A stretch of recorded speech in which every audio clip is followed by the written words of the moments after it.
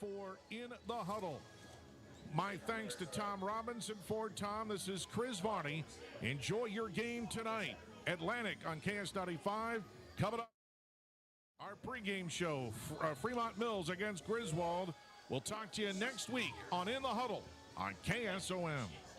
Fired up savings this week at Hy-Vee. For this week, Hy-Vee Midwest pork loin chops, 88 cents each. Hy-Vee Still, I think that In the Huddle is a good show. Limit 2. Oh, absolutely. Hy-Vee yogurt.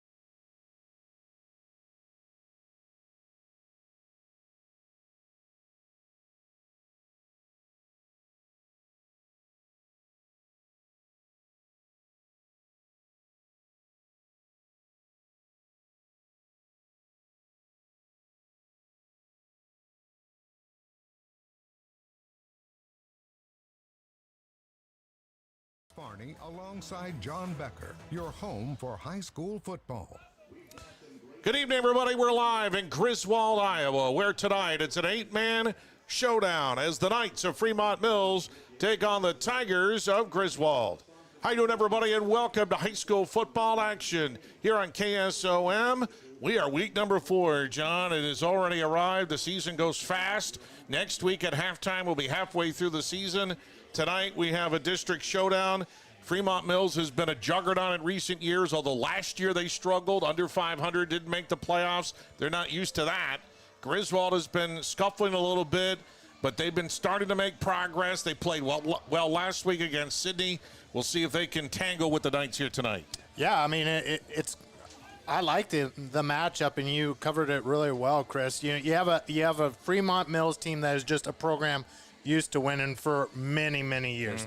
Used to making dome appearances, used to being in the big games. And, you have a Griswold Tigers program that is making really nice strides and steps.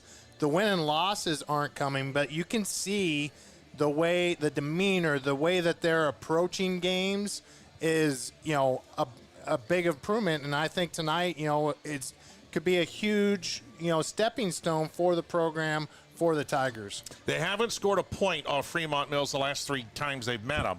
So step number 1, try and get it in the end zone tonight. And it's going to be up to Bodie Wyman to try and do that. Now, he and the quarterback for Fremont-Mills, Sawyer Forney, their stats are pretty similar. They both thrown for about as many yards. Forney's thrown for a few more touchdowns. That's about the major difference. But, it's going to be interesting to see if both teams want to come out and throw the ball tonight. Yeah, this is our third 8-man matchup of the season. And the first 2 has been pound the ball. Right. And the passing game has been, let's get it to the outside, basically at the line of scrimmage, and make our athletes, make a play. When we're watching pregame here, we're seeing the ball for both sides a pass going down the field 20 to 30 yards. You want to see an aerial assault tonight? That's what it looks like. We've seen a lot of passing, in the last 45, 50 minutes. Well, Griswold, of course, comes in with a record of 0-3. They did play better last week against Sydney, 44-24 loss. If Bodie Wyman's going to throw it, the question is, who is he going to throw to? He's got 9 different guys who's caught at least one pass so far this year. Yeah, I had to get creative with my cheat sheets here. To fit him in, right? Yeah, to fit them in for both sides, honestly. I mean, they go very deep defensively, but they spread the ball out, rushing attack-wise and passing. And, I think part of that is both coaching staffs, hey, where can we get our athletes out in space and who can create that space? I think, the first 3 weeks here for both squads, even, let's see what these kids can do. Win or lose, let's build upon it and let's put ourselves now that, we're in district play and every game means something, but the way that the playoff system's set up, district play is where it really, really matters. For Fremont-Mills, they come in with a record of 2-1, 2 blowout wins over Turkey Valley. Last week over Stanton, 60-22. They did lose to Lennox, 41-0, but Lennox is ranked number 2 in the state, so you would expect a game like that. Their leading tailback went down with an injury in game 1 of the season, and so enter J.W. Lincolnhocker, who has been their leading rusher now. He went for 173 last week against Stanton. He's also caught 6 balls for 198 yards and 4 touchdowns. I wonder if those were more like catch and runs type of situation. Lincolnhocker also their leading tackler. So their team kind of really settles around one guy. Yeah, I mean, I'd probably compare him to the Olsen kid that we've seen, last week and week 1. Get him the ball in space, and then, he's going to make guys miss. And for Griswold, how do you contain that guy? How do you make sure you have outside leverage and bring them back to your teammates? Because once you have athletes like that, especially in 8-man football, it's so hard to get an angle because you don't have as many people on defense. It's really hard to get guys on the angle. You've got to keep outside contained in every down of defensive football, but especially in 8-man. Coming up on our pregame show, we'll have our Wyoto Steakhouse Coaches Show. We'll hear from Griswold head coach Seth Lemke. That's coming your way in 1 minute on KSOM. What's it mean to be in good hands? It means you get an expert agent who's in it for the long haul. We'll get to know you and be there for you as your coverage needs change. I'm Craig Hummel at Hummel Insurance Services, and we work with Allstate Insurance.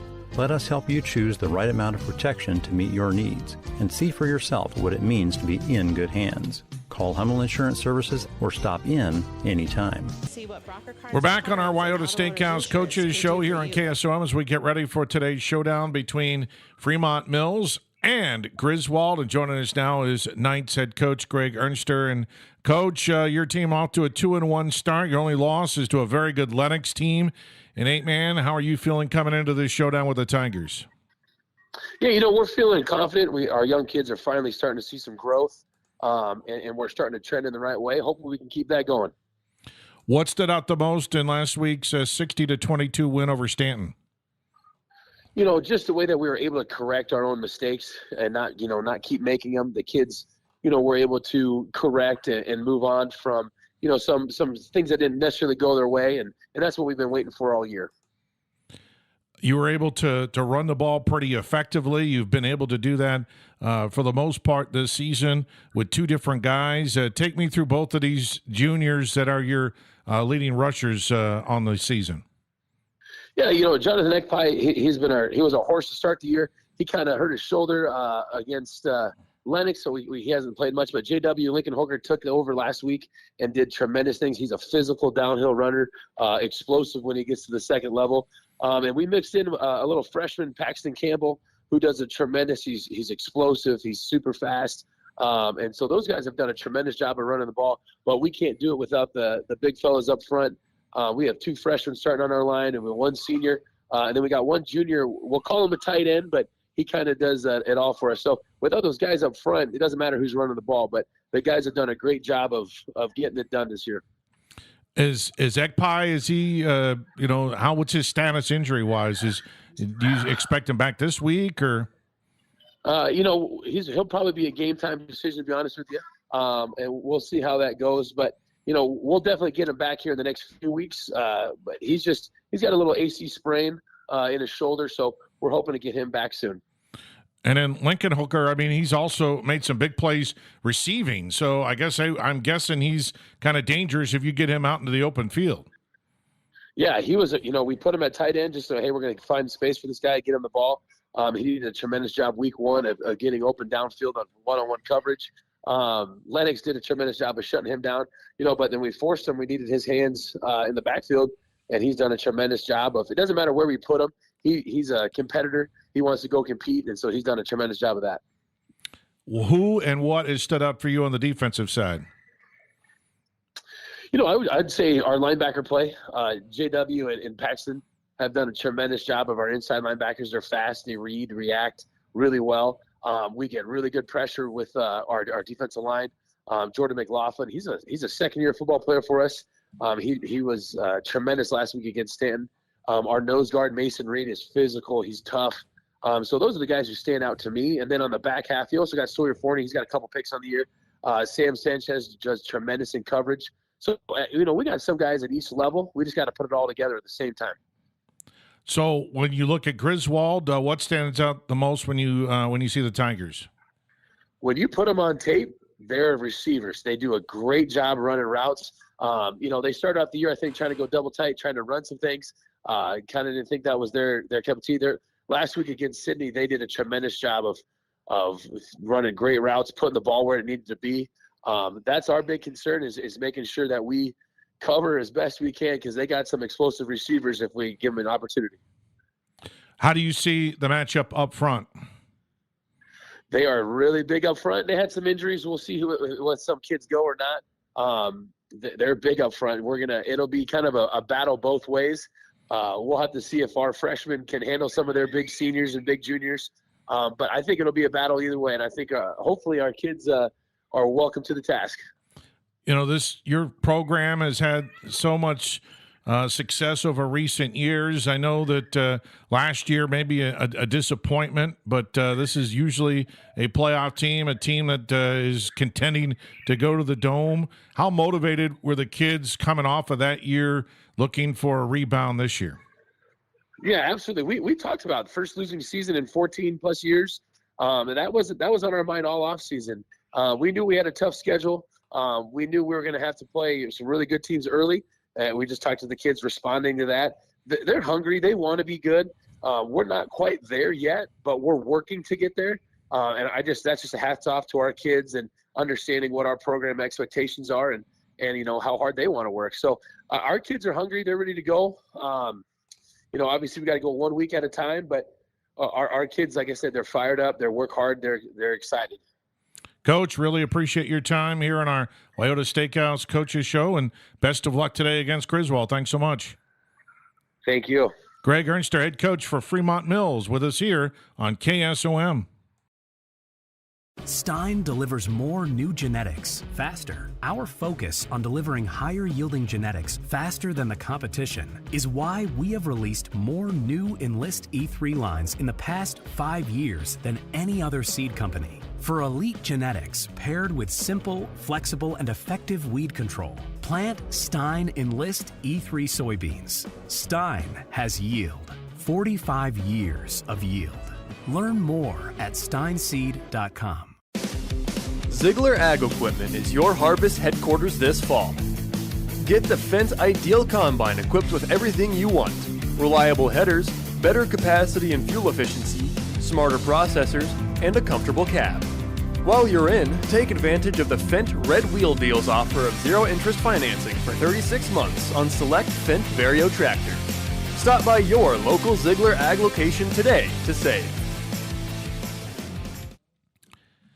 We're back at our pregame here on KSOM. It's our Wyoda Steakhouse Coaches Show as we get ready for tonight's showdown between Griswold and Fremont-Mills. And joining us now on our Wyoda Steakhouse Coaches Show is the head coach for the Griswold Tigers, Seth Lemke. And Coach, a big showdown here tonight as you take on the Knights. How are you feeling about your football team coming in? Well, we're having a good week of preparation. Fremont-Mills is obviously Fremont-Mills. They're a well-coached ball club. I know Coach Ernster is going to have their guys ready to rock and roll. But we've made some definite strides over the last couple of weeks here, we're really looking forward to the challenge of measuring ourselves up against one of the more consistently good teams in Southwest Iowa. Well, last week against Sydney, 44-24. Still haven't broken through in the win column so far this year. Losses also to Boyer Valley and Cam. What stood out the most for you in the? I mean, obviously it was a close game against the Cowboys. I mean, any team could have won, I guess, at some point in that game. Yeah, it was a real tight ball game, really right up there until about the last 5 or 6 minutes there. They kind of pulled away, and we kind of let it get away from us. I thought top to bottom defensively we played a lot better.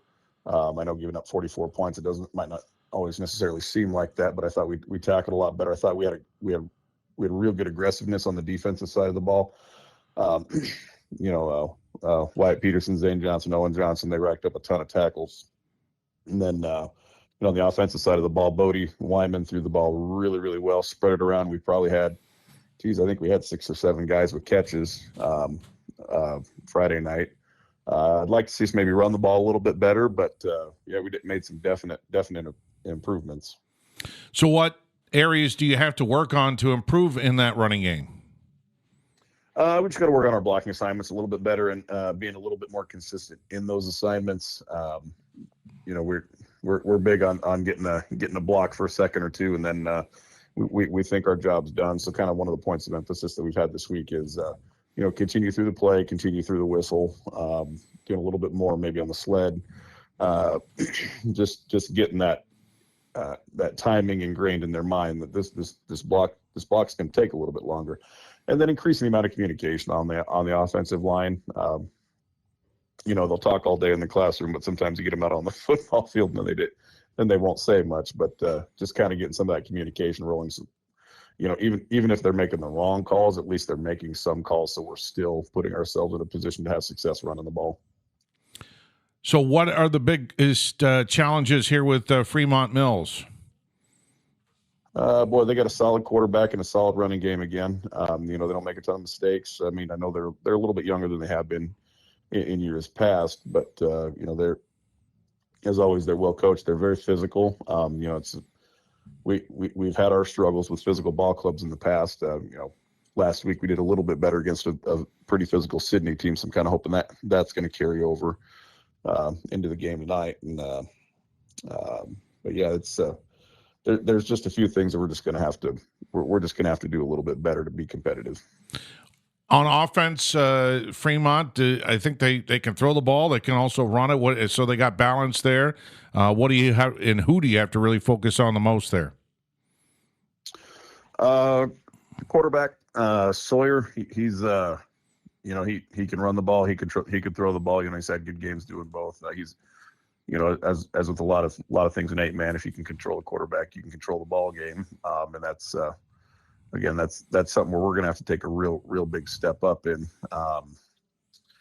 And then they're as always, they've got a great offensive line that's going to block for whoever's carrying the ball back there. So we have to be more physical and more aggressive on our own defensive line in order to kind of control that. And what do you see from their defensive side of things? What can you attack there? With youth comes a little bit of inexperience. We can kind of, we don't like to single out guys and pick on them, but there are a few spots where I think we can exploit. Stanton got some long runs on him and a couple of long passes. If we can do that consistently, we can be in the ball game here as well. Stanton did a real nice job in the first half of keeping things close with him. Just using kind of some big plays and some big kickoff returns as well to kind of help them out. So we need to do a better job of getting some of those hidden yards within the special teams game as well. And I think that'll really help us. I'm looking at their tackle chart there, and I mean, they got a lot of guys who have made some plays. I mean, 22.5 tackles for a loss. And I guess that goes back to what you said earlier. You always got to look for a different color jersey. Just because you block one, you're going to have to find as many guys as you can to block, right? I mean, because they got guys who can make plays, so you have to be very efficient in everything you do up front. Yeah, and that's exactly it. They've got eight solid defenders. They've got a lot of solid they've got a couple of solid guys who probably come off the bench for them here and there that would probably start at other schools. So that, just got to get through to the guys, that just because you think the play's past you doesn't necessarily mean that we're done with the play. Always look for that secondary block, always look for that opposite color jersey, get downfield and hit somebody. And you got leaders like Wyatt Peterson. Auden Wilson is off to a good start defensively for you with 20 tackles. You got your own share of guys who can make plays. So what do you tell them after a tough start this season and say, hey, we still got a lot of football left here this year? We've already we had that conversation kind of going into the Sydney game too, because the first couple weeks didn't go so well for us. We started to see a little bit of head hanging going on, and it's like, hey, our goals are still intact. We can still get a lot of wins this year. It's we've got some teams that we can compete with. We can compete Friday night, and we haven't been able to say that every year when Fremont-Mills comes to town. And part of it is we're just trying to get the kids to get out there and have a little bit of fun too, because football's a long season if you're not going to have fun with it too.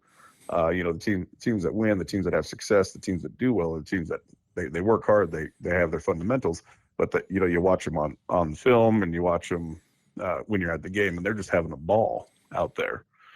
So just kind of getting a little bit more of that fun back into the game of football, because Friday night, yeah, we lost, but it was a fun night for us. And just kind of bringing a little bit of that joy back into the sport, and that that top to bottom, I think that's what's going to help us the most, is just get out there, be loose, have fun. Results will take care of themselves if we can do that. Coach, really appreciate your time here on our Wyoda Steakhouse Coaches Show, and best of luck tonight against the Knights. Thanks so much. Hey.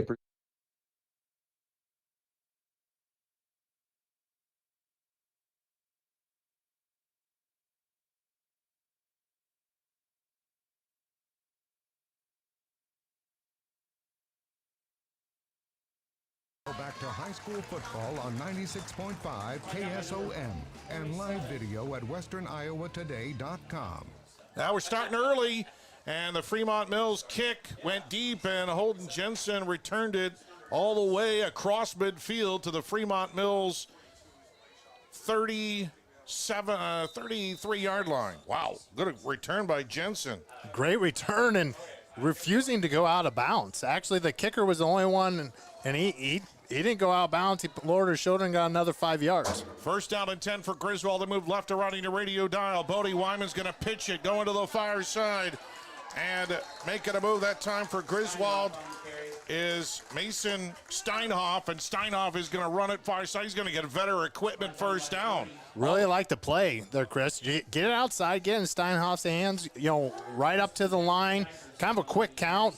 And great 12-yard gain to start this game. So Steinhoff gets the start at tailback and picks up 12, and it's first down and 10 for Griswold already at the Fremont-Mills 21-yard line. They're just outside the Hoist Distributing red zone. And now Steinhoff gets the carry. He's going to be tackled behind the line of scrimmage. We started so late here tonight, we didn't get your UGI starting lineups for Griswold. Quarterback Bodie Wyman. Running back Zane Johnson was scheduled to be the starter, but Mason Steinhoff actually got the start. Wingback is senior Wyatt Peterson. Auden Wilson and Holden Jensen are the wideouts. Up front, Camden Russell at one.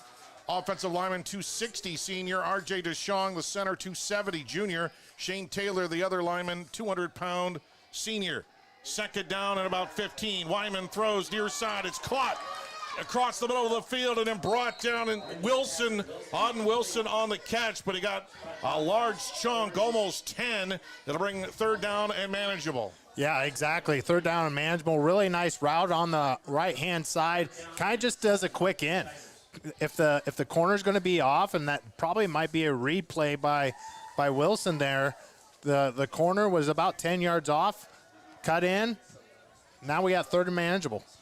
Third down and about 7 in the Hoist Distributing red zone for Griswold. Opening drive of the ball game. Wyman on the shotgun, back to pass, throws it near side, and it's incomplete. Just threw it too little low and outside that time. Intended for Reed, I believe. No, excuse me, Jansen, the intended receiver. Yeah, Wyman was patting his chest, and he knows that, that's on him. But honestly, that's a tough throw. That's a really tough throw when you're doing a comeback and throws on the opposite hash mark. That's a 5-yard gain and a 30-yard throw. Well, they got to go for it. They're in no man's land. Neither of these teams have made a field goal this year, so it's 4th down and 7. Wyman empty backfield, trip near side. Wyman wants to run. He's going to the far side, to the 15, down to the 10, out of bounds, close to a first down, and I think he got it. Bodie Wyman took off. He needed 7, he got 8. Great job by Wyman. Made one man miss and then knew exactly where he needed to get for the first down. And we talked pregame about how important it is for Griswold, and I think that's, instead of deferring like most people do, they took the ball because they realized they need to get into the end zone and kind of set the tone. A Vetter Equipment first down. Vetter Equipment at Audubon. They're in the Hoist Distributing red zone. Your Precision Planting and Channel C dealer in Audubon. Give Chad a call today. First down and 10 from the 10, actually from about the 11-yard line, and Wyman goes, he actually fumbled the ball, went back to pass, and was hit, dropped the ball, but fell back on top of it. It's a loss of about 4 or 5. Yeah, Zane Johnson actually was in motion. I don't know if that was to read, a run-pass option there for Wyman, but smart play, just keep the possession, but now we got 2nd and long. They can pick up a first down at about the 2. It's 2nd down and 15. High snap, Wyman throws. It's caught by Jensen, comes near side, gets back to almost the original line of scrimmage, so he got the 5 back. Yeah, that's a really good catch, and kind of a screen play, wide receiver screen. Offensive linemen need to get a chuck on there because Wyman, those defensive linemen there for Fremont-Mills were right in Wyman's face. Nice job making, where at least in 2 plays, you can still get the first down. 3rd down and 11 for Griswold at the 12-yard line of Fremont-Mills on a great kickoff return by Jensen. Fremont-Mills jumps. The Knights jump on the near side defensive end. That's Blake Schaff who jumped for Fremont-Mills. Your UGI starters for Fremont-Mills on defense: Jordan McLaughlin, Mason Reed, Blake Schaff. The linebackers: Sawyer Forney, Rhett Lemons on the outside, Paxton Campbell and J.W. Lincolnhocker. Inside, Sam Sanchez is the safety, the defensive starters for the Knights. That's great discipline by Griswold there to get now really a 3rd and manageable with 3rd and 6. From about the 8-yard line, inside the 10 in the Hoist Distributing red zone, Wyman rolls to the near side, far side, looking to throw back across his body, underthrown, incomplete, a tough throw to make. The defender really had a best chance to catch that one, and it's 4th down. Yeah, that's a really tough pass to make, like you said, Chris, with Wyman, going to your left, trying to pass with your right hand, and had 2 people there, and well covered by the Knights. So it's going to be 4th down and 6 from the 7. 8:20 to go, opening drive of the ball game. The Griswold Tigers got a great return from Jensen all the way into Fremont-Mills territory, and the Tigers trying to capitalize, and they're going to have to burn a timeout. No score, opening drive of the ball game. We're back in 1 minute on KSOM. Cass Health in Atlantic, Iowa is a nationally recognized hospital, and we are proud of the awards and all of our recent accomplishments. But do you know what drives us to be the very best? You. We're passionate about helping our patients heal and feel their very best at any age and any stage of life. Cass Health, neighbors caring for neighbors. Make sure you're getting the best coverage for you at the most competitive rate. Hi, this is Nick Carnes with Brocker Carnes & Carnes. We are an independent insurance agency that offers coverage for your home, auto, life, farm, and everything in between. But mostly we are here to help. As an independent agency, we can shop around for the best rates and coverages from multiple companies. Stop by one of our offices or go to brockercarnes.com for a quote on your insurance. Let Brocker Carnes & Carnes help you get the best coverage at a competitive rate. Heating and cooling bills with these installation solutions. Anita Supply Center open 6 days a week. We're here to help. Now back to high school football on 96.5 KSOM and live video at westerniowatoday.com. Griswold's going to try a field goal. Auden Wilson is on. Peyton Cook, the holder. This is a 24-yard attempt. The kick is up, and it is no good. Wide to the left. So they try a field goal. It would have been their first this season. Wilson got it up in the air, but just off target there, John, and I think he had the distance. He had the distance, had the height, but on the right hash, just went a little bit far left. And, you know, you'd like to have points out of that, but there's, you know, some positive plays, and I'm sure the coaching staff for Griswold's going to look at it and say, okay, now how can we learn from it? Now we got the Knights' explosive offense. Varney, the quarterback. Lincoln Hocker is their tailback. And it's going to be first down and 10 for Fremont-Mills at their own 15-yard line. Griswold comes up empty. Can the Knights answer? Can the Tigers defense answer? Give to Lincoln Hocker up the middle. Cuts it back near side. Breaks an arm tackle. Dives forward. He's close to a first down. Trying to strip that ball out of there was Auden Wilson. He just, Lincoln Hocker just ran right through it. And instead of trying to tackle him, looked like he tried to strip it. And Lincoln Hocker got 9. Yeah, Lincoln Hocker he's a big dude. I mean, he's put together very well. Love his pad level, you know, and that's how you run through tackles like that, with a low pad level, chest up, head up. Sanchez split wide to the near side. He goes in. They send him in motion far side. Back to passes. Forney throws it across the middle. Oh, one-handed catch what a by catch. Reed, and he's going to go all the way for the touchdown. What an incredible play by Reed. And then he goes the rest of the way for 56 yards for the touchdown. That was ESPN top 10 plays of the week. And that's for the folks that aren't online. That kid probably is 225, probably actually 250, 60 pounds, that just went up with one hand, snatched it with his right hand, brought it down, then had the ability to turn around and go to a touchdown. Mason Reed is listed at 245, but that might be before breakfast. They're going to go for 2. Forney's going to scramble, throw it back, wide open.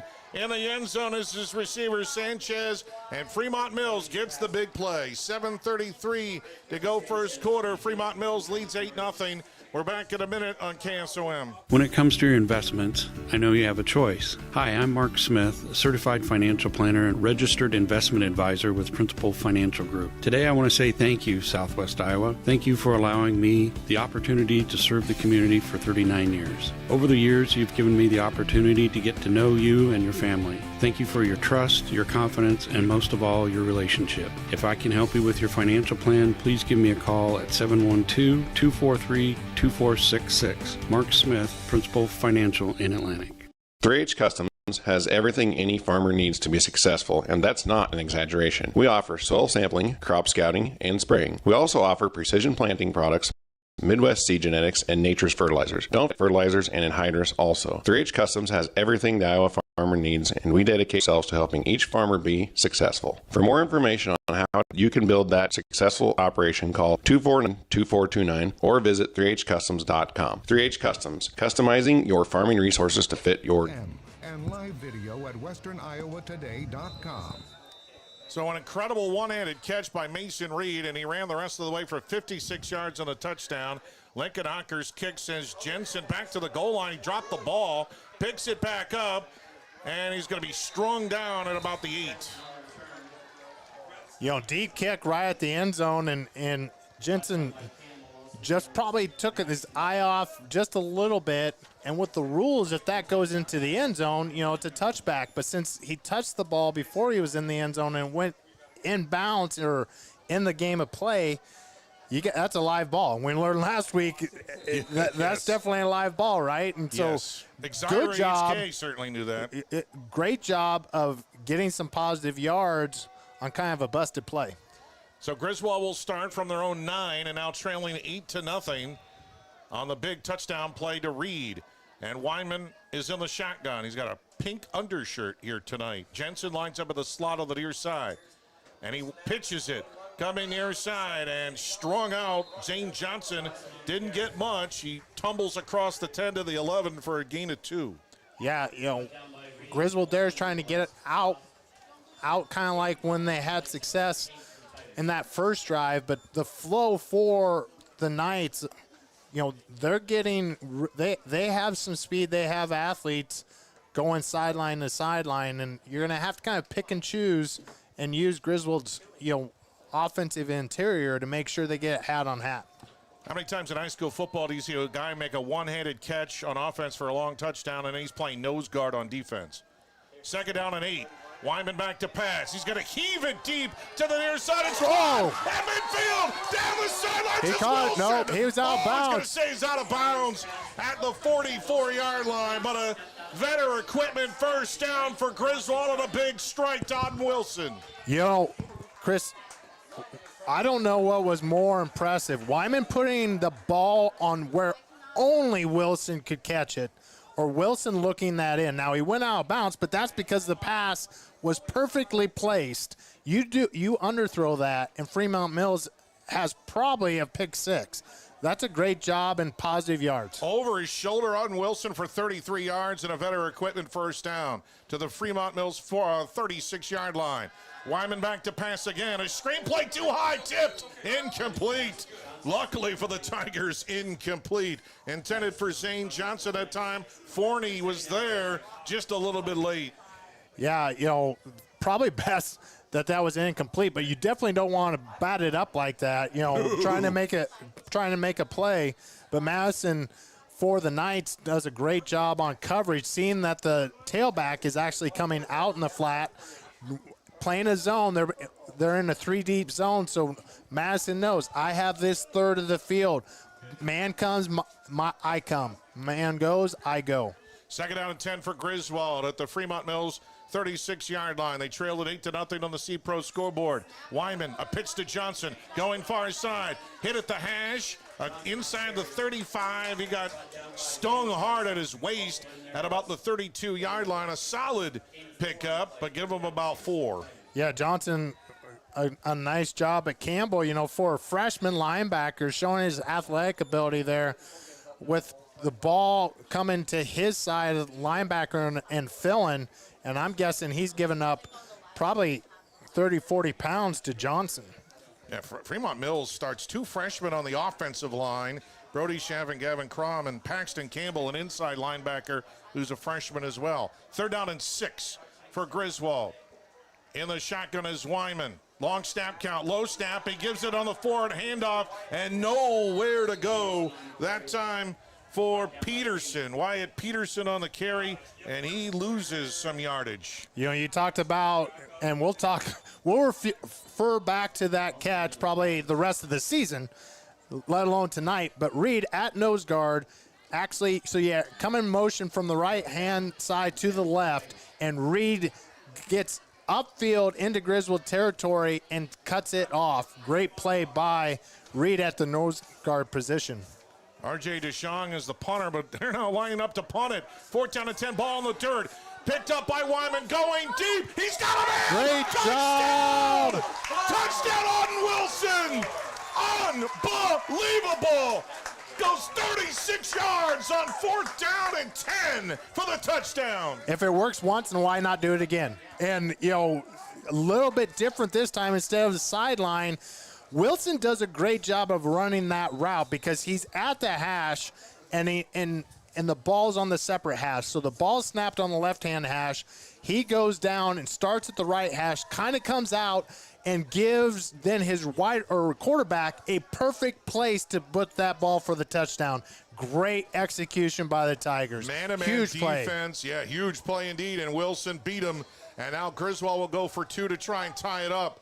Wyman in the shotgun, back to pass. He slings it across the middle, and it's incomplete. 5 minutes to go in the first quarter, but a big strike from Wyman to Wilson. And it's 8-6 Fremont-Mills. We're back in 30 seconds on KSOM. Looking to upgrade your home? Or maybe you have storm damage that still needs repair? Rigid Edge Exteriors has you covered. From roofs and siding to gutters, windows, decks, and interior remodels, our team does it all, residential or commercial. For a free estimate, call Rigid Edge Exteriors today at 712-249-4449. That's 712-249-4449. Let us transform your ordinary house into your dream home. I agree. They're not going to be able to run it. They're Now back to at westerniowatoday.com. So, John, you and I were talking through the break there. It's like Griswold gotten 2 big plays on the air, and they answered the score by Fremont-Mills. They missed the 2-point conversion, but it seems like the past is there. Will Griswold stay with that? Yeah, I think Griswold's seeing, something there where the inside 5, I mean, the size that the Knights have in their front 3, the athletic ability they have at their 2 linebackers, they can kind of do some things side to side, but Wyman's ability to throw the over-the-shoulder ball when his wide receivers, Wilson's and others, can just go down the sideline, you can obviously tell they spent a lot of time. That's not a pass that you can be like, all right, let's just throw this together.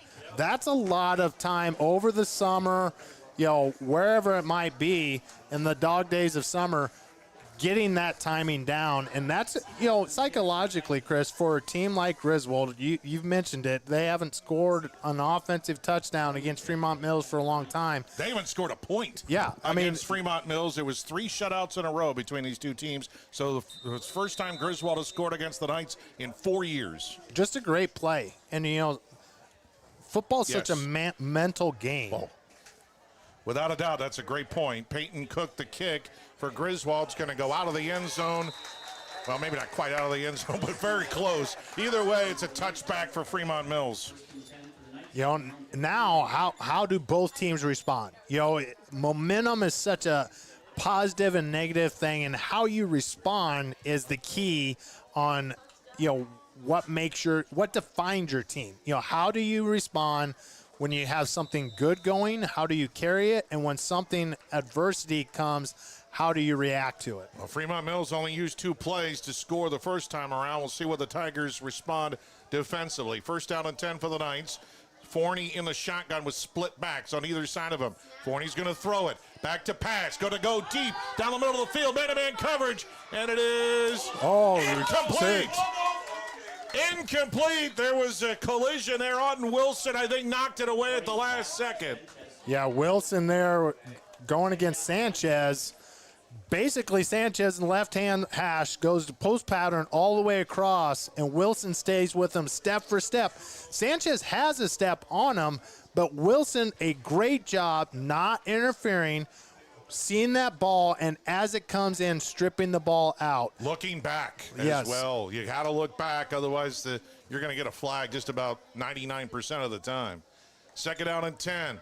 Varney's going to hand it off to Linkenhocker. Cuts it back up the middle. Drags tacklers going forward and finally brought down, but a gain of 9 for the hard-nosed runner of Linkenhocker. Linkenhocker does a great job, but we talk about it a lot. Those front 3-4 guys, Reed that just made that great catch at a tight end position, leading them out, kicking them out, and then a nice north, one cut and go. One cut and go, and that's how they get a 9-yard gain. Third down and 1 for Fremont-Mills, just outside the 25-yard line where they need to get the first. Varney in the shotgun. Linkenhocker up the middle, nothing there. Slips to the inside, outside, down the sidelines, tippy-toed, and he goes out of bounds just shy of midfield. They'll mark him out of bounds at the 37-yard line. It's a pickup of 13 and a Vetter equipment first down. Linkenhocker showed he has great vision. That play was made to go between the tackles. That, just get our first down and go. He saw it wasn't there, went out when it needed to go out, and got a great first down play. Linkenhocker 3 runs, 9, 9, and 13. It's first down and 10 Here's the pinch to new guy in there. Up the middle, being dragged down across midfield.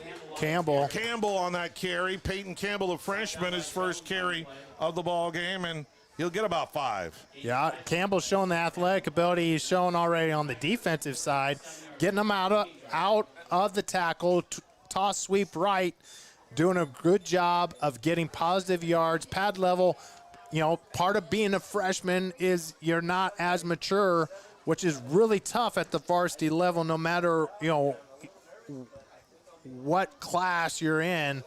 It's a good positive play. I think it was Peterson who held on for dear life for the tackle. He's their defensive leader out there. Second out at 5. Forney back to pass. Deep drop. Throws it across the middle. Wide open. Near side of the 20-10. And waltzing into the end zone is the touchdown for Sanchez. 38 yards. So Sanchez, he comes from the right hash and goes all the way across. They have twins on the left, and those two guys go across to the right, and just, you know, it's tough communication on a cover 3 like that. It's really hard to say you're man coming when you're following the other two across the field. Yeah, total miss, blown coverage by Griswold. They're going to go for 2. Back to pass, Forney again wide open near side. Somebody's going to get on Sanchez, and he catches the 2-pointer. 3:09 to go in the first quarter. Fremont-Mills leads 16-6. Back in a minute on KSOM.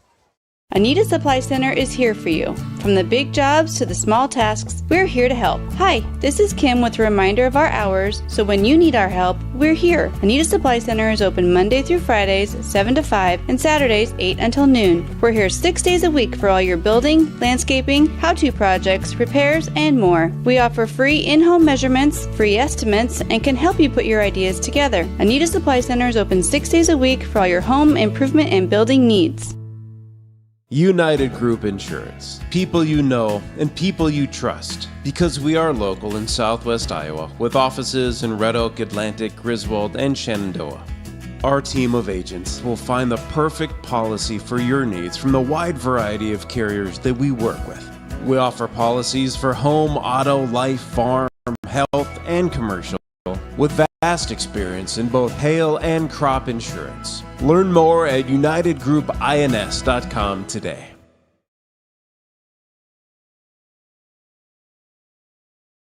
Video at westerniowatoday.com. Low skipper by Lincoln Hocker. They're going to let it go. It dies at the 9. Johnson breaking a tackle down the sidelines. He roughed it back to the 20. What a great job by Johnson after it looked like it could have been trouble. Yeah, that's the thing about the football. You don't know how it's going to bounce. And Johnson thought it was going to go out of bounds. I actually did too. And it bounces back in. Knowing the rules and everything, Johnson gets on the ball and gets positive yards for, honestly, pretty good starting field position for the Tigers. Yeah, well, it'd been better if it went out of bounds, but not as good as, you know, if it went into the end zone, better than a touchback. Yep. Not as good as if it went out of bounds. That's what I was trying to say. You bet.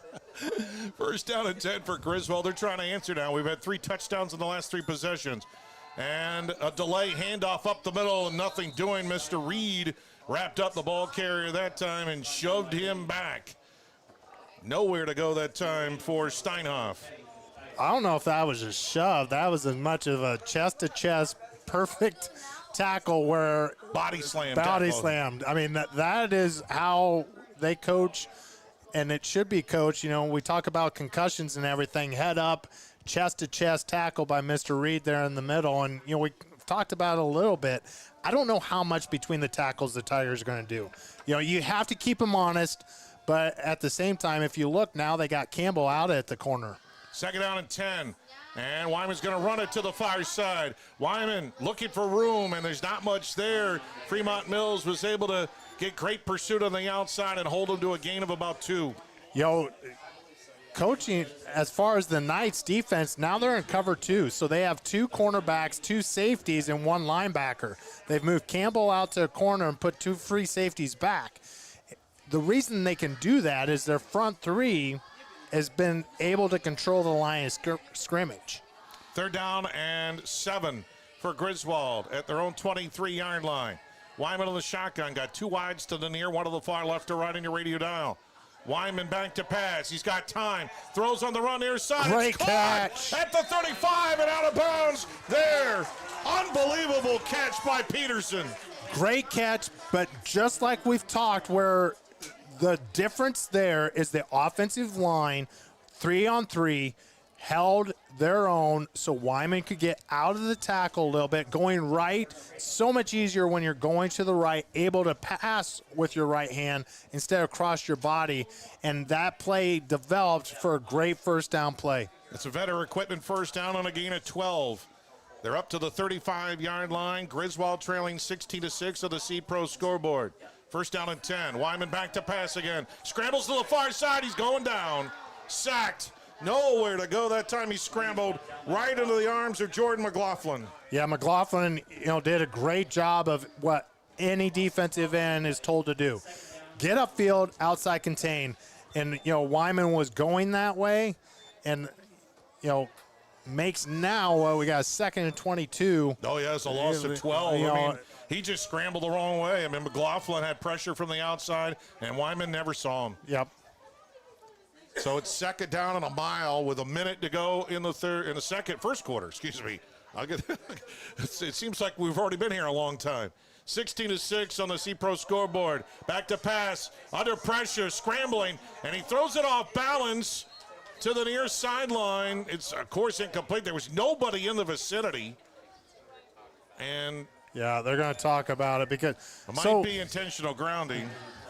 So in the high school game, Chris, it's different than college and the NFL. Yeah, it's not outside the pocket and get it back to the line of scrimmage. You have to have somebody in the vicinity. Yeah, flag is down. I see the it flag is down. So we got intentional grounding, which is a loss of the down and a spot foul. So that's why now we're looking at probably 3rd down and 31, third down and 30. Yeah, 3rd down, and they need to get it to the Missouri border. Yeah. Pretty much. Well, they're going to mark them all the way back to the 10.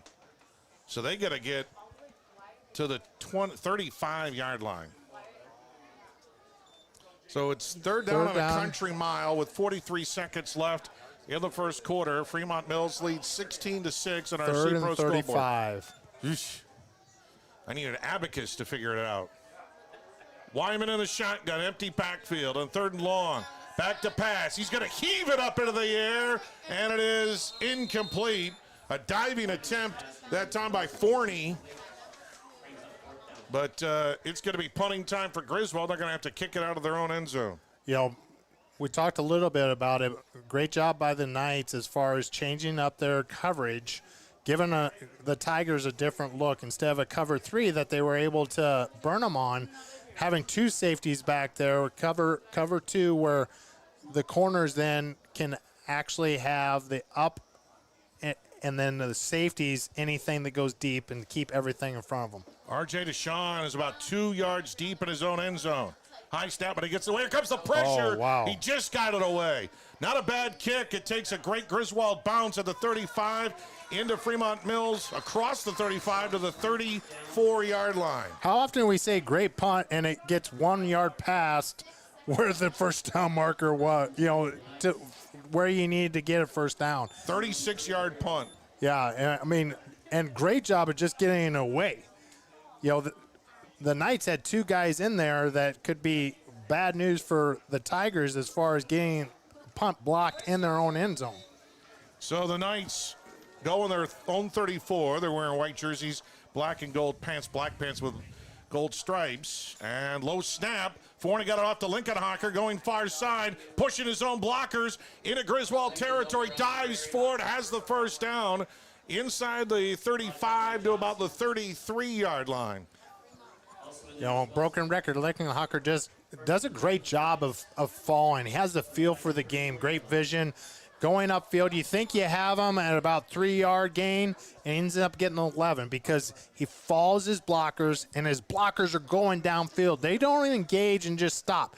They're engaging and then pushing their guys downfield. He went from the 34, his own, to the Griswold 34, and it's the end of the first quarter. Your C-Pro scored is Fremont-Mills 16, Griswold 6. We're back with the second quarter in 1 minute on KSOM. healthy employees. United Group Insurance. People you know and people you trust. Because we are local in Southwest Iowa with offices in Red Oak, Atlantic, Griswold, and Shenandoah. Our team of agents will find the perfect policy for your needs from the wide variety of carriers that we work with. We offer policies for home, auto, life, farm, health, and commercial with vast experience in both hail and crop insurance. Learn more at unitedgroupins.com today. All right, what's your favorite thing to eat at the Wyoda Steakhouse? I love the certified Angus steaks and burgers. Wait, I'd like to change my answer to the pork tenderloin. No, the fried chicken.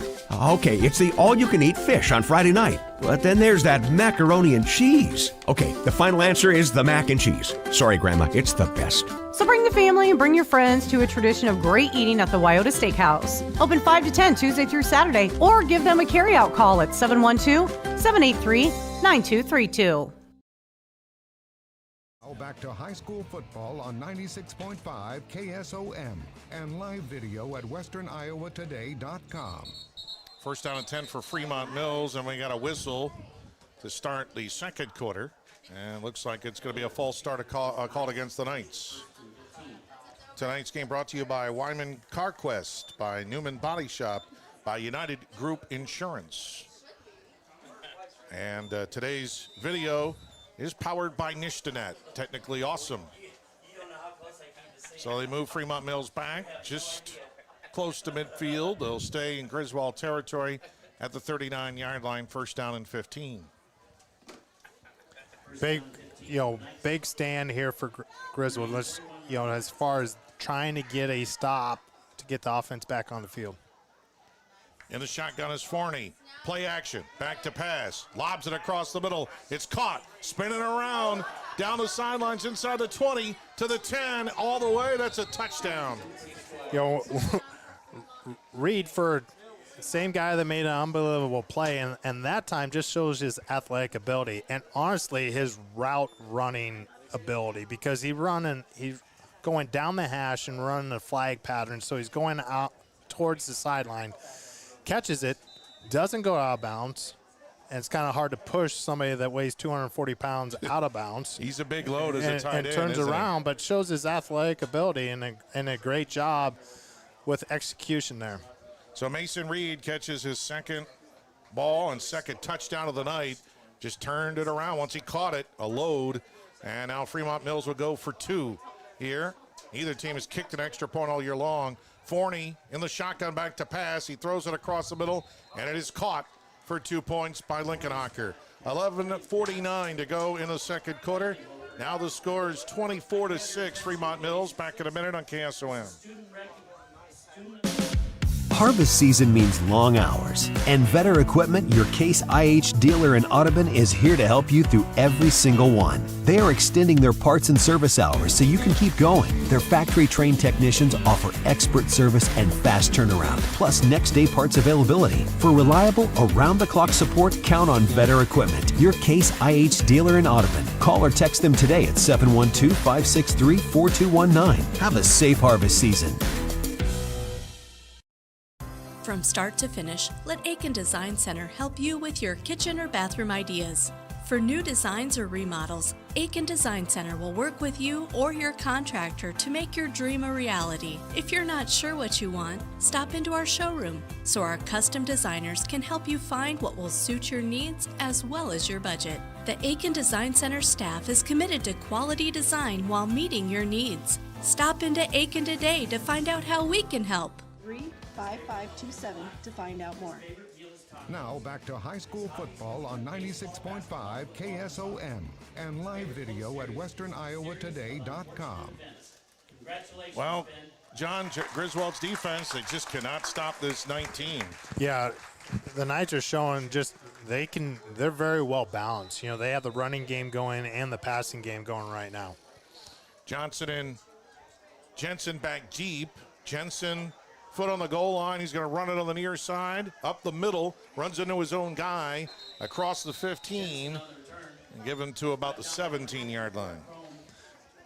Especially in the score 24-6, it's looking like Griswold's going to have a shootout here, because Fremont-Mills is so good on offense right now as far as being very balanced and able to do other things. And, also, just kind of momentum. We talked about that after they scored. How does Fremont-Mills respond? Okay, now how do the Tigers respond to having some adversity? First down and 10 for the Tigers at their own 17-yard line. 2 wides to the near, one to the far right to left, and Wyman in the shotgun.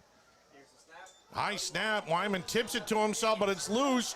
He doesn't get at it, and Fremont-Mills recovers it down at the 11-yard line. First turnover of the game, and the Knights have it. Really hard as far as, when you're in the shotgun, and just like anything besides Reed getting the ball because he has paws that are size of, first base mitt, type thing, and catching that pass, you want to go up with 2 hands if it's all possible. But that's hard at the quarterback position because you're trying to read so many things at the same time. So a tough play and a bad snap, and Forney couldn't hold on. And now Fremont-Mills has it first down and 10 at the 11-yard line. And Forney play action. He's going to go for it right away. Looks near side, back far side, a diving attempt. That's a touchdown. Sanchez again, not the first option there, John. And Forney did a good job of going to his alternative receiver, and Sanchez made a diving catch. Great call, Chris, because the first option was Reed there, and Sanchez, that's who I was watching, and that was a great route. So you're going post corner. The first steps was going to the middle of the field goal post and then going right to the back of the end zone. A little overthrown, and Sanchez showing his athletic ability coming back for the touchdown. So they'll go for 2. Forney in the shotgun. And we have whistles blowing all over the place. We got a flag down on the near side. Offsides on Griswold. So they'll move them up a little bit, half the distance to the goal line. Our streaming service brought to you by Rigid Edge Exteriors. Transform your ordinary house into your dream home with Ridge Edge Exteriors. And it will be another opportunity here, a little bit closer for Fremont-Mills as they go for 2 and add to this lead. And Griswold's defense has not shut down the Knights as of yet tonight. Forney's going to run it this time and easily gets into the end zone for the 2-point conversion. 11:24 to go, second quarter. Seed Pro score, it's all Fremont-Mills up 32-6. Back in a minute on KSOM. All right, what's your favorite thing to eat at the Wyoda Steakhouse? I love the certified Angus steaks and burgers. Wait, I'd like to change my answer to the pork tenderloin. No, the fried chicken. Okay, it's the all-you-can-eat fish on Friday night. But then there's that macaroni and cheese. Okay, the final answer is the mac and cheese. Sorry, Grandma, it's the best. So bring the family and bring your friends to a tradition of great eating at the Wyoda Steakhouse. Open 5 to 10 Tuesday through Saturday, or give them a carryout call at 712-783-9232.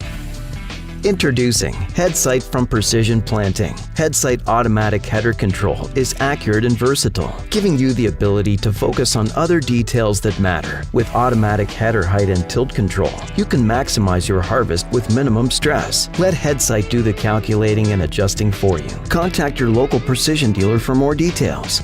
Hoist Distributing in Audubon, 712-563-3030.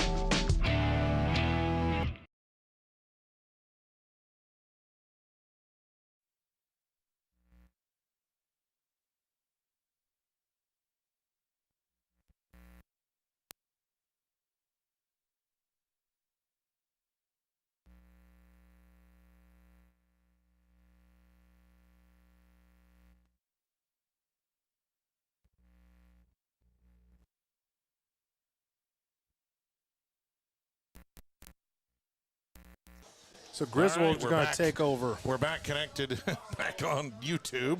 Apologize for that, but had a cord that got knocked out. Sorry. We never left the radio, but if you're watching on YouTube, our audio. We're back. We're back. First down and 10 for Griswold at their own 15-yard line. And Wyman's going to go under center, kind of in the split back formation. Now busted play. Wyman looking to hand it off, and nobody was home, and he didn't get quite back to the line of scrimmage. I wonder almost, Chris, if that wasn't a busted play, thinking, okay, let's get Wyman as far as one of the Tigers' better athletes and just use both running backs as lead blockers, try to get them to the corner. And once again, the Fremont-Mills defensive line does a great job of getting upfield. You got to get people hooked, and they also, the hard thing about that going outside is you have two corners now with the cover two playing basically a five-man front. Second down and 11. The same formation, almost like a T formation. And Wyman's going to go back to pass. Rolling to the far side, got away from one. And almost intercepted, incomplete. It's intended over there for Johnson. But Fearney there, he shows why he has 3 interceptions on the year. Talk about a break on the ball. Great job by actually coming from the free safety position. They're doing that cover two like we talked about. Cornerback has flap. Freeney at that safety is reading the eyes, going with the flow of Wyman at the quarterback. Great break on the ball. 2 eyes to the far, 1 to the near on 3rd down and 11 for Griswold at their own 14-yard line. Wyman a low snap. He's got it. Back to pass. Going deep. Far side, and it is overthrown. Incomplete. He just overcooked that one to Wilson. And it'll be 3 and out for the Tigers. Clock stops at 10:26. I get the, that's worked a couple times, but now with the different coverage, what I'd like to see is you got to get the ball in between that corner and the free safety. Do a flag route, do a comeback, act like you're going vertical, come back at 15 yards. Just try to get chunk plays instead of a huge play.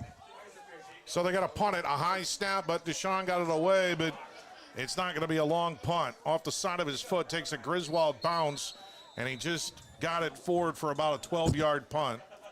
So again, a bad snap there disrupted that, and the pressure from Fremont-Mills, and Deshaun had to hurry, and Fremont-Mills will have it in excellent shape at the, looks like 26. Yeah. Yep. At the Griswold 26. Now what you'd like to see from the Tigers is, okay, this there's a lot of them. adversity, right? Okay, how do we change? Big play, momentum, things that we talked about. Get positive plays back to back to back. And it has to be on defense now because they have not done it yet. Forney, back to pass. He's got time, throws it on the far side, low throw, incomplete. Intended for Sanchez. Great job. Defensive linemen, all 3 were upfield. The back 5 guys all had people, even with the crossing routes, did a great job of communicating much better there when the Knights were doing their crisscross. That's the hard thing is so you got so much motion with this Knights offense. 10:20 to go in the second quarter. Seed Pro scoreboard 32-6 Fremont. Second down and 10 for the Knights at the 26 of Griswold. Lickenhocker the carry. Near side breaks a tackle. Out of the open. Foot race into the end zone. Touchdown for J.W. Lickenhocker. 26 yards. Yeah, and he makes it look easy. He does make it look easy. And a lot of it is because of how he initiates his run. Once again, looks like he's going to go right up the field. He allows his offensive lineman to get engaged with the defense and then turns on the Jets going for positive yards and a touchdown. Even if they get the 2-point conversion, it won't be a running clock yet. Forney cut it back up the middle. Great move. He's pulled back, but he must have got the ball across because they called it. He did a great job on Camden Russell, who came in on the outside, and he just cut it back in the middle for the 2-point conversion. 10-10. Russell did a great job, but he needed another guy to help him. Yep. 10-10 to go in the second quarter. It's now Fremont-Mills 40, Griswold 6. Back in 30 seconds on KSOM. Got a leak? A clog? Or maybe it's time for a brand new bathroom. Furnace or AC needs some attention? Or are you interested in floor heating? Call Fikes Plumbing and Services. Your trusted local experts in so many areas is now serving the Greenfield and Atlantic areas. From quick fixes to major renovations, Fikes Plumbing and Services has you covered with fast, friendly, and reliable service. With 30 years of service, Fikes licensed professionals tackle every job with care, ensuring your home stays comfortable and safe. Don't wait. Call Fikes Plumbing and Services today for your HVAC, plumbing, sewer, and septic needs.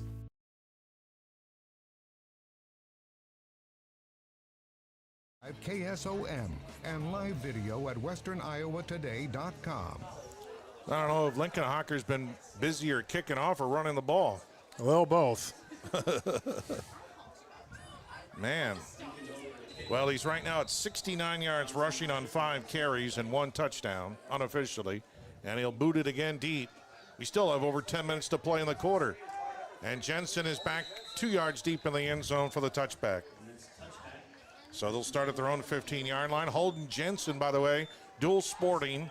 He's also running cross country. He finished 3rd at their meet here this past Thursday night. So Holden Jensen, I mean, I admire the kids when they're dual sporting. I see most of it in the spring than anything else. But to play football and to run cross country in the fall, I think is especially in this great heat. Story. Yeah, especially this week in the heat. You know, we talked about it before we came on air, Chris. This has a feel a lot like the week 1 game. You know, as far as heat, and luckily we haven't seen any cramping yet. First down and 10. They hand it off near side. Steinhoff. He's got a little room, and he gets outside. There's a couple of collisions out there, and Steinhoff is finally shoved out of bounds by Campbell, but he gets to the 20-yard line for a gain of 5. Great first down play. 5 yards on first down, you take that every single time. Steinhoff does a great job of just getting outside quickly. Don't hesitate, get some positive yards, and now we're 2nd and 5. Yeah, I mean, Wyman did a good job of disguising the handoff that time and going outside away from 63. Reed is important. 2nd down and 5. And we're going to have a man in motion, I think, for Griswold. It looked like Peterson might have left too soon. He was the one in motion. Or we had a false start up front. Either way, not what Griswold was looking for. Yeah, and, as far as it's just so hard when you get behind the sticks. We talk about that a lot, Chris, and you have a positive play, and now you're basically behind the sticks again on 2nd down. That's something that Drew Buckhold for Exire HK was talking about this past week. Says as much as yardage as we gave up against Audubon, we shot ourselves in the foot with penalties. Yep. And Griswold's same formula. 2nd down and 10. Wyman hands it off. Steinhoff looking for room up the gut, and he's able to slip and slide his way forward. He got those 5 yards back. But it's going to be 3rd down and 5 for the Tigers. Tonight's game brought to you by Brocker Carnes & Carnes. Trusted insurance since 1894 by Cass Health. Neighbors, caring for neighbors. 3H Customs, customizing your farming resources to fit your needs. By Anita Supply Center, your home enhancement store. We are here to help. And by Rancho Grande, authentic Mexican food on West 7th Street in Atlantic.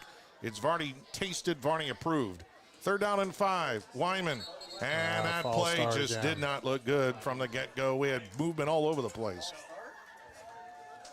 So they're going backwards and forwards and backwards and forwards and now backwards again. So they just got 5, then moving back, got 5, moving back. Yeah, and here again is adversity and how do you respond? You got to get positive plays. And you just stay the course. Do what you guys do best, but you can't make mistakes and penalties. 3rd down and 10 for Griswold. Right to left on your radio dial. 2 wides to the far, 1 to the near. Wyman on the shotgun. Back to pass. He looks near side. He's going to throw far side. Wide open. Peterson makes the catch. 1st down across the 30. Down to the 32-yard lines of Vetter Equipment. 1st down. Just like we talked to the last drive. Same type of thing, but what did they do? They went with the intermediate route. Wilson was going long. Safety goes with him. Corner has somebody in the flat. So you flood the right-hand side, go somebody at the line of scrimmage, get somebody past the 1st down marker, and somebody deep. There's a hole there. You have 2 people trying to cover 3. Well-designed play there. Gain of 19 and a Vetter Equipment first down for Griswold at their own 34-yard line. Wyman going to hand it off again. Johnson breaks a tackle, Nice gets cut. it outside across the midfield. flag. Oh, a flag is down. He has the first down, and it looks like it's coming back. We had a hold downfield. Oh, that hurts. You know what, Chris, though? Yes, it does. But it's a nice play, though. It's a great play, and the lineman, where that holding took place, was almost 10 yards down the field. Okay? If you're going, no penalties acceptable, right? But you have linemen that are 10 yards down the field, so instead of 2nd and 20, if that happened at the line of scrimmage, you have 2nd and 20, you have 1st and 10 again. You live to, you have another play. So it's going to be first down and 10 because the penalty was right at the 10. So Griswold has it back. First down and 10 at their own 34-yard line. 8:30 to go in this quarter. Back to pass. Wyman goes near side. A diving attempt for an interception is incomplete that time by Fremont-Mills. Great attempt that time by Gavin Shirley. And it'll be second down for Griswold. Yeah, Wyman, he hasn't done that much of this tonight, but that pass was kind of off his back foot. And that's why it was, wasn't as deep and over the shoulder as what we've seen some of his past successful passes be. Second down and 10 for Griswold. Wyman going to run it on a delay. Coming up the middle. Steinhoff for first down. He's going to get the Vetter Equipment first down across midfield into Fremont territory. He needed 10. He got 11. Steinhoff, great job there of the vision. Instead of bouncing it out, he read his blocks. Once again, Griswold's offensive line are getting down the field. And as a running back, you don't need a pancake block. Just get in front of them so I can read. Get engaged, and I'll make a read. Great first down play. 8:08 to go in the second quarter. C-Pro scored 40-6 Fremont-Mills. First down and 10 up the middle. It's Johnson. Johnson's got room and then shoved back just shy of the 25-yard line. And a good solid pickup by Zane Johnson. He'll get about 7. You'll take 7-yard first down plays. You'll take that all night. And Johnson doing a great job of vision, but he doesn't get touched until he's 5 yards down the field. Once again, the adjustments by the offensive line of the Tigers paying dividends here on this drive. It's been the longest drive of the game so far. It's been all big plays for either side. It's second down and 3 for Griswold at the 27. And forward handoff to Johnson, and this time he got tripped up in the backfield. Good job defensively that time by Fremont-Mills. Coming up for the stop there was Moreland. Moreland made the play. That time, no gain. Yeah, Moreland does a great job, and, Johnson's had some really good plays, and when you make him bounce it out, he's a different style. He's that bruiser. He's that guy that's going to lower his shoulder pad level and run over guys. But when you make him go sideline to sideline, it takes away that momentum. Third down and 6 for Griswold. Ball is at the 31-yard line. And a pitch coming near side. Steinhoff's got some room. Shakes a tackle, gets outside to the 20. Tackle down inside of 15, all the way to the 12. A Vetter Equipment first down. That's a great read by Steinhoff. Great run. But number 32, Peterson, was 10 yards down the field, right at the first down marker, engaging with that next level linebacker. And that enabled Steinhoff to get an additional 10 yards for a great first down play. Once again, great job of just getting positive plays in this drive. In the Hoist Distributing Red Zone, your precision planted at Channel C dealer in Audubon. Give Chad a call today, 712-304-0487. First down and 10. And a play action. Wyman's going to run it near his side. Gets to the 10. Hit and boom, popped hard. Just outside the 5-yard line. A big collision that time between him and Campbell. And Wyman just took the shot hard. That was a little senior initiation on a freshman. And Campbell's a great player now and is going to be a phenomenal player. But Wyman did a great job of doing that zone read. He's done this a couple times tonight as far as reading it and doing great things as far as to keep the linebackers stopped. Instead of getting upfield, the ball movement that he's been able to do has made the Fremont-Mills defense kind of pause. So timeout on the field. We'll keep it right here, 5:59. They go the second quarter, but you got to love this drive by Griswold. They're doing some misdirection plays, and it's working. Getting yardage outside, a little bit up the middle as well, fooling the Knights a little bit. I think Fremont-Mills was the one who took this timeout to try and take a breather here. But, this is one of the most impressive drives we've seen. Certainly tonight and this season, just Griswold marching down the field and mixing things up. I completely agree. And if they score, I guarantee you this is the best drive they've had all season because they've done things. They had some adversity, but they're getting downfield. They're blocking downfield. The next level, guys, your wide receivers, everybody is bought in. Everybody's doing their role on offense to get positive yards. Wide receivers take some plays off on this drive. There's not these, chunk plays, 12, 15-yard runs. Second down and 3 from the 6 for Griswold, right to left. Jensen wide to the far side. Wyman in the shotgun. Kind of in the pistol now with Steinhoff. And give it to Steinhoff, and he's shoved right there. Great penetration up the gut by Lincoln Hawker and company. And nowhere to go, and a loss all the way back to the 10. Yeah, McLaughlin actually is tied for first on tackles for loss, and with that tackle, he's going to lead the team with 4.5 tackles for loss there. Just a great job of shedding his block and doing a great job of pad level and getting, now you have a little bit of adversity. Get at least half of this because they're going to go for it. It's a 2 down. You got 2 downs here to get the first down. Might have to share it with Lincoln Hawker in that play, but still a good play. Third down and long. Great ball fake. He rolls to the far side. He throws into the back of the end zone. Touchdown! What a great play by Bodie Wyman. And Sorry, Chris. I almost was like, why aren't you running it? And great vision there. Phenomenal vision by Wyman because he could have ran for the first down, but he kept his eyes up to see his open receiver in the back of the end zone. Once again, best play or best drive of the whole season because they ended it with a score. That was Peterson who got the touchdown, Absolutely. wasn't it? Wyatt Yes. Peterson, yeah. And they're going to go for 2. 5:07 to go. And the quarter, that's slinged. Oh, we got a flag down. That might be pass interference called against Fremont-Mills.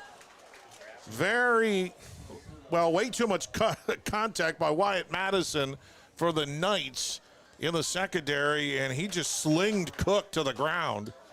And they'll move him a little bit closer here. So Seth Lemke has another option here to go for 2. You talk about basketball all the time as far as having your position, and Cook did just that. He made a cut, so he basically shielded. They had to go through him to make a play on the ball, and that's what the Knights did. But great route by Cook. We'll see what they do now with the ball moved half the distance to the goal. Wyman on the shotgun. You got Johnson right next to him. Got to give it to Johnson up the middle, and he won't get there. 5:07 to go in the second quarter. Your score, Fremont-Mills 40, Griswold 12 on our C-Pro scoreboard. We're back in a minute on KSOM. Did you know that Mexican food is considered to be healthy? What? How do you figure? Almost every dish has vegetables. Salsa, all vegetables. Guacamole, avocados, and corn tortillas. They're naturally gluten-free. Okay, I get it. Tacos, lettuce and tomato. So Rancho Grande for dinner? Race it to the car. Add more vegetables to your diet at Rancho Grande in Atlantic. And then you can indulge in a guilt-free margarita, imported beer, or dessert. Choose a healthier option at Rancho Grande. Open 7 days a week. Who can you trust to treat you fair and get you back on the road? J.D. Wyman Service on Main Street in Griswold. Big repairs or general maintenance. Trust J.D. Wyman Service to get you on the road fairly. You're a certified auto do-it-yourselfer. You like the smell of grease, and that's why when it comes to parts, you buy them at Wyman's Car Quest on Main Street in Griswold. Because you care about what you put in your vehicles. Trust the tires, parts, and tools from Wyman's Car Quest in Griswold. Might not win, but football on that's what you build a season on. KSOM and live video at Today.com.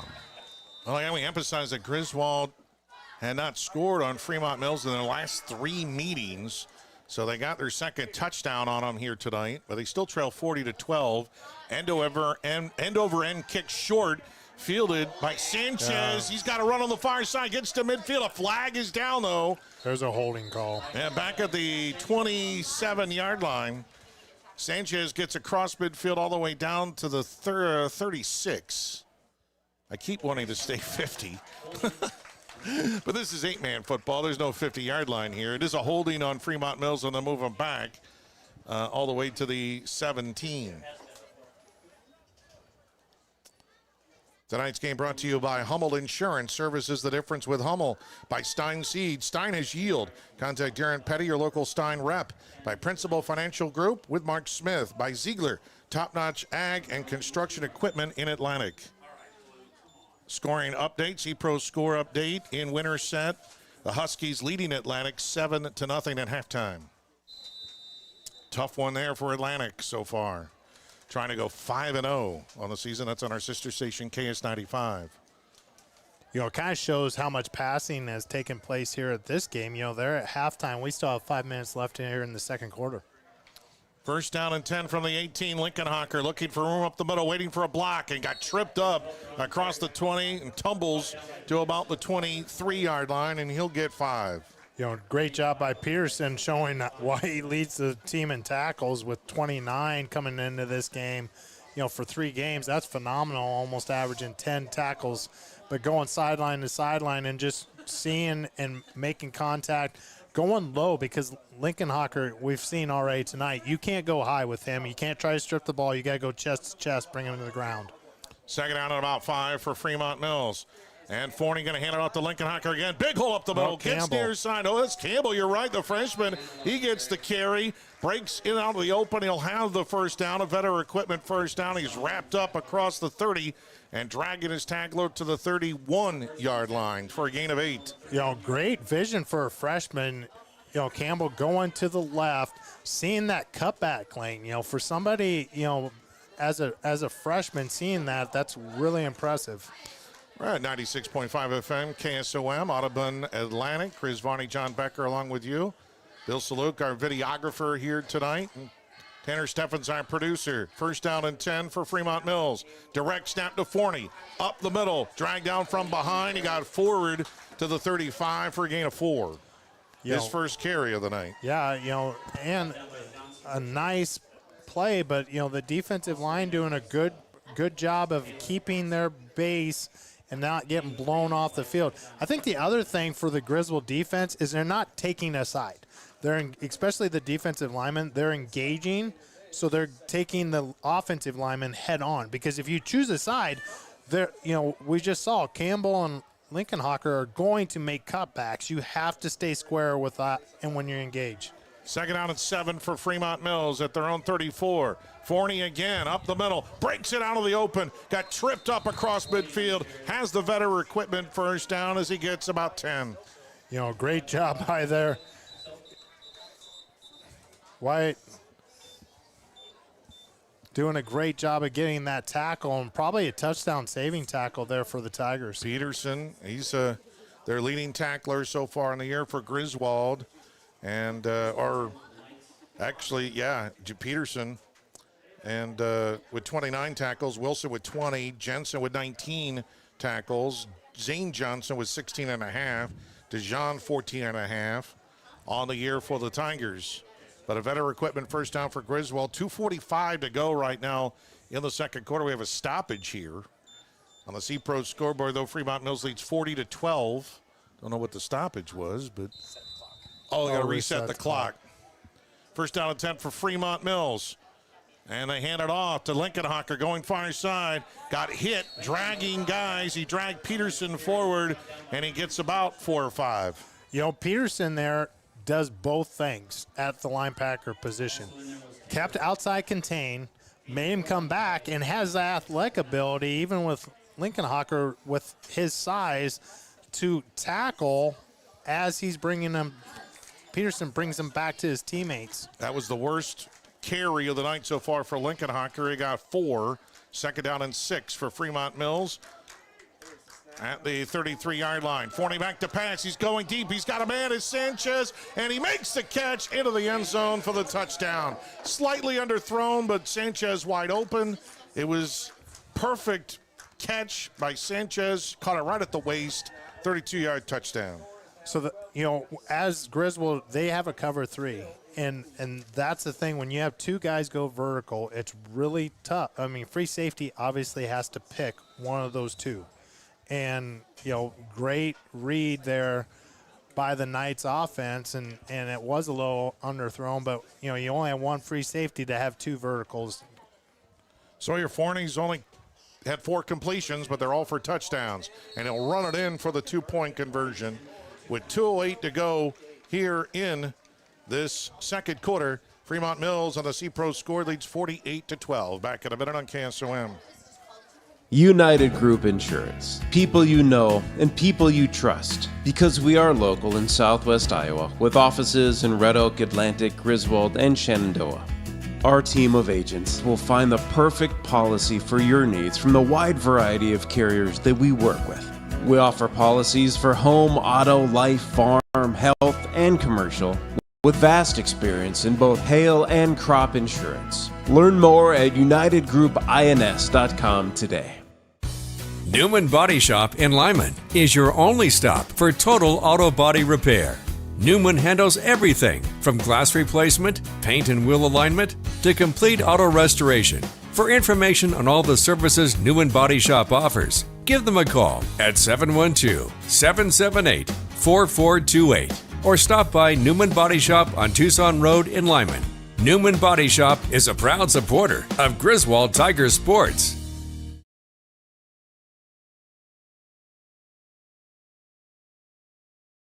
Video at westerniowatoday.com.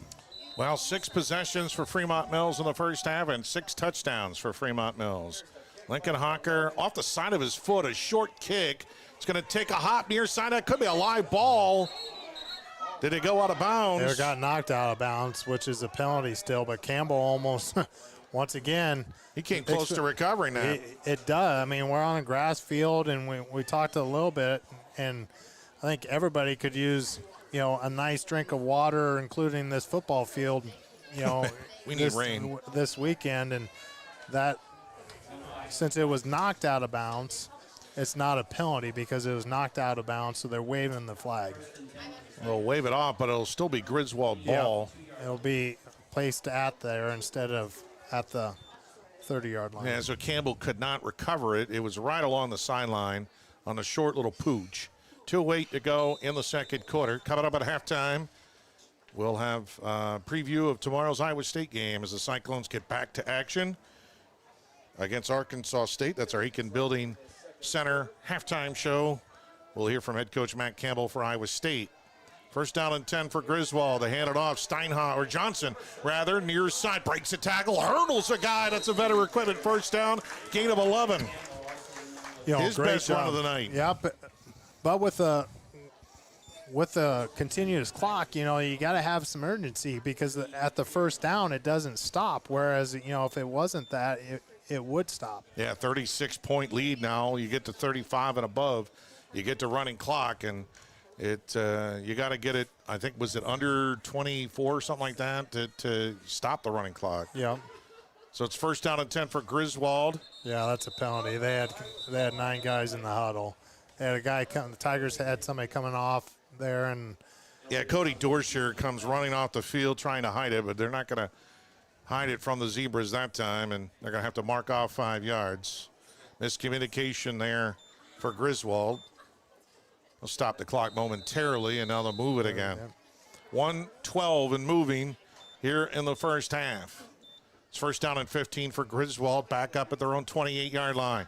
Wyman play action, lofts it near side, breaking a tackle and then going out of bounds. That's Peterson.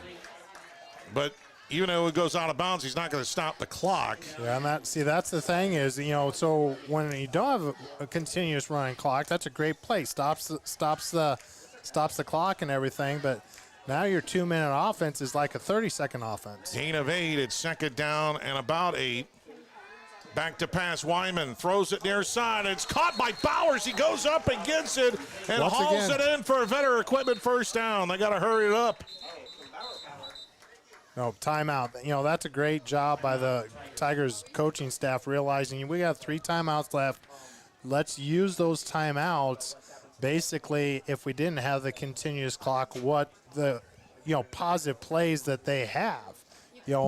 First down, out of bounds, all those things if it was a regular 2-minute offense, but with continuous clock, a lot of things change. Gain of 23 and a Vetter Equipment first down on Bauer's first catch. Back to pass, Wyman throws it far side. It's incomplete.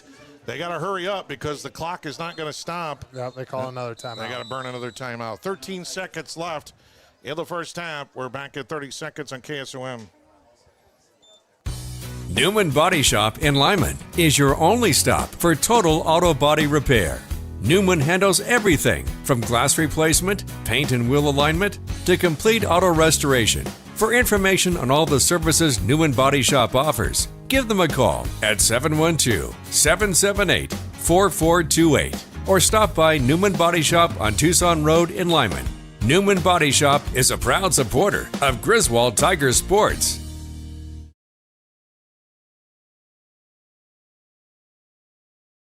Well, it's going to be second down and 10 here for Griswold, but with a running clock at 13 seconds left, John, you pretty much got to go deep. You got to go for the end zone. Well, you have got one one time. timeout, You yeah. have one timeout left, so you have 2 plays. No matter what, you have 2 plays because our buddy Perry Fief that's on 95.7. That's the one thing he always says is it takes 8 seconds. Every average play is 8 seconds. Thanks, Perry. Yep, Perry's always on top of that. He is.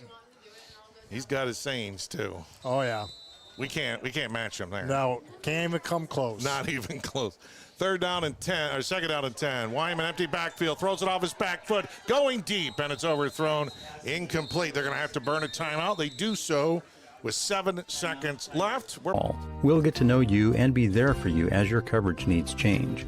I'm Craig Hummel at Hummel Insurance Services, and we work with Allstate Insurance.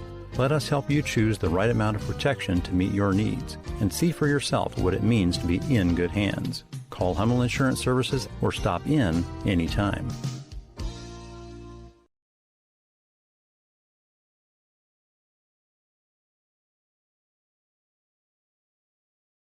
KSOM and live video at westerniowatoday.com.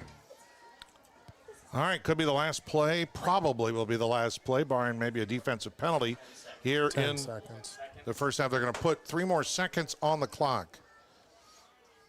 So, Perry, that only took 3 seconds to last play. It's going to be 4th down and 10 for Griswold. They're going to put 10 seconds on the clock. 48-12 at our C-Pro scoreboard. Fremont-Mills in command. We're in running clock here in the second quarter, and Griswold trying to find a way to get into the end zone. They have it at the Fremont-Mills 31. Wyman running, going backwards, being grabbed again and toppled to the ground, and that's going to end the first half. A gigantic sack.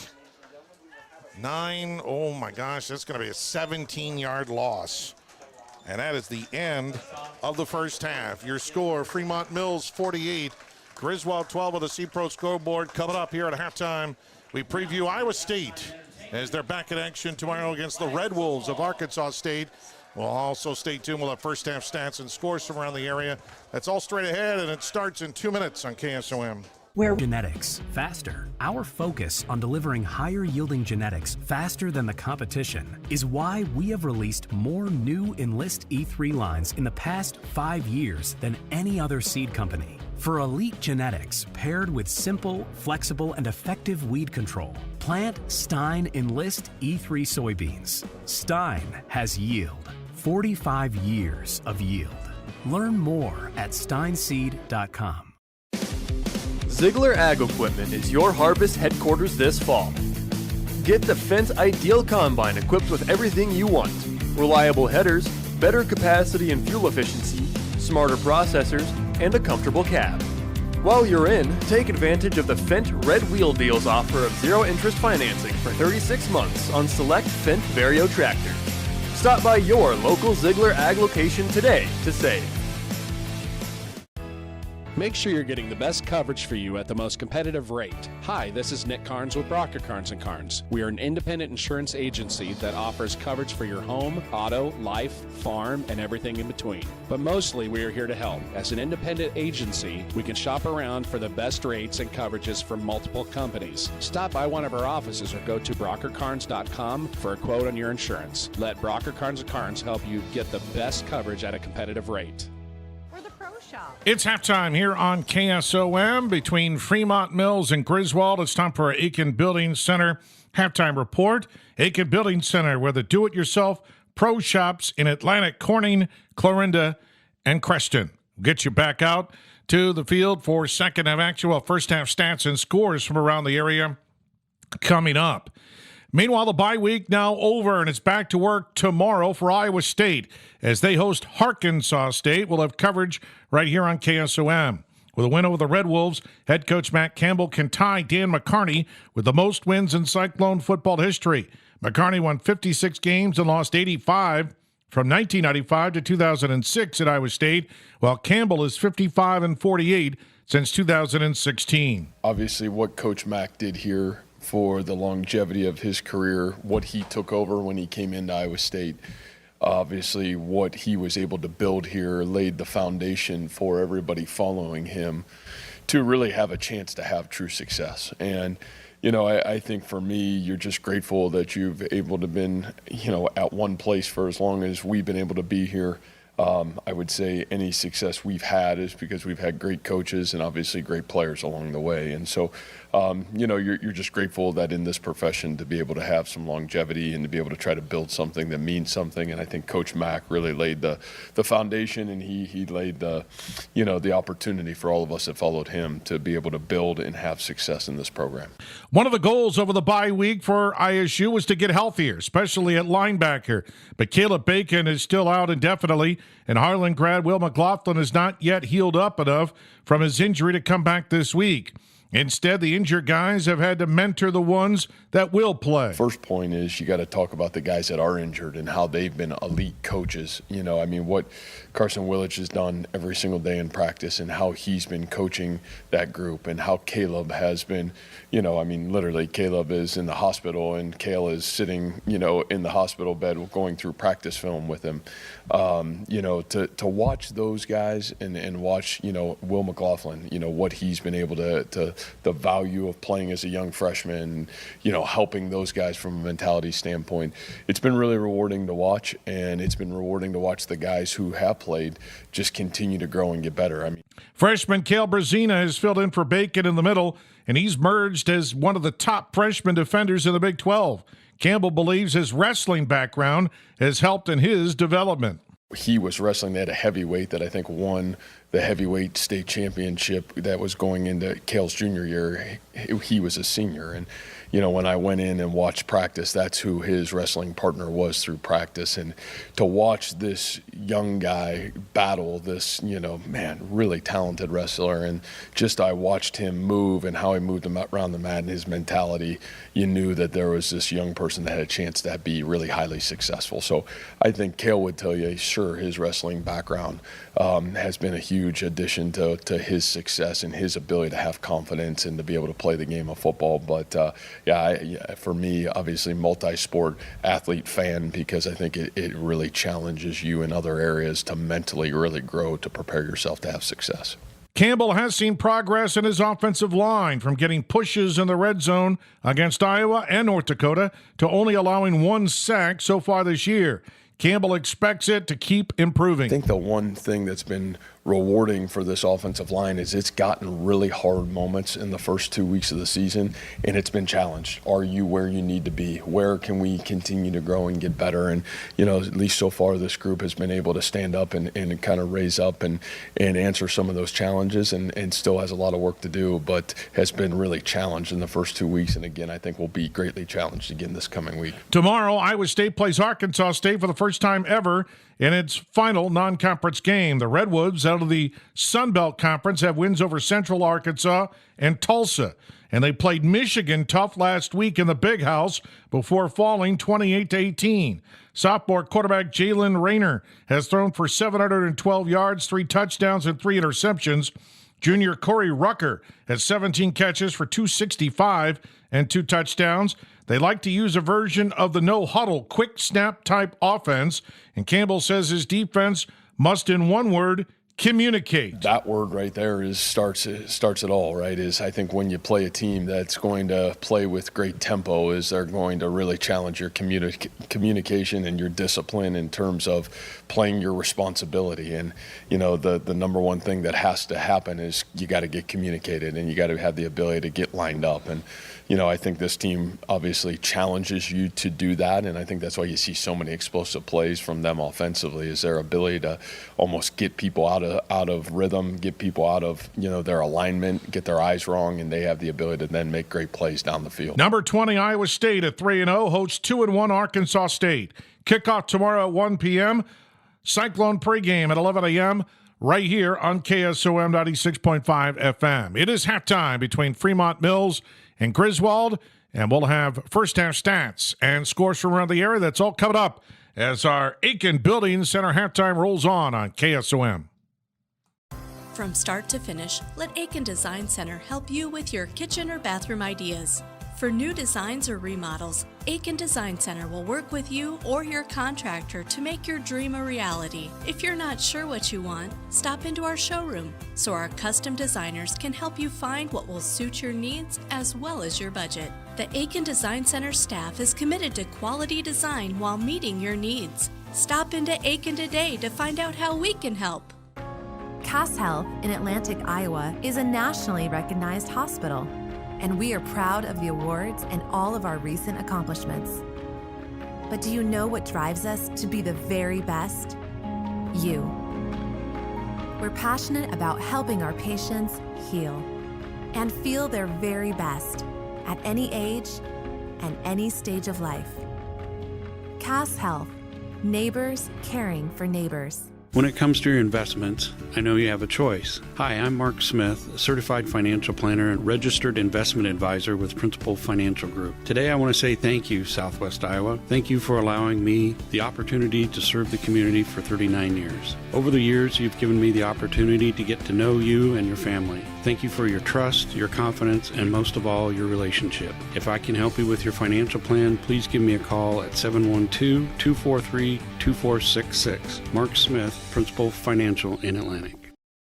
3H Customs has everything any farmer needs to be successful, and that's not an exaggeration. We offer soil sampling, crop scouting, and spraying. We also offer precision planting products, Midwest seed genetics, and nature's fertilizers. Don't forget fertilizers and anhydrous also. 3H Customs has everything the Iowa farmer needs, and we dedicate ourselves to helping each farmer be successful. For more information on how you can build that successful operation, call 249-2429 or visit 3hcustoms.com. 3H Customs, customizing your farming resources to fit your needs.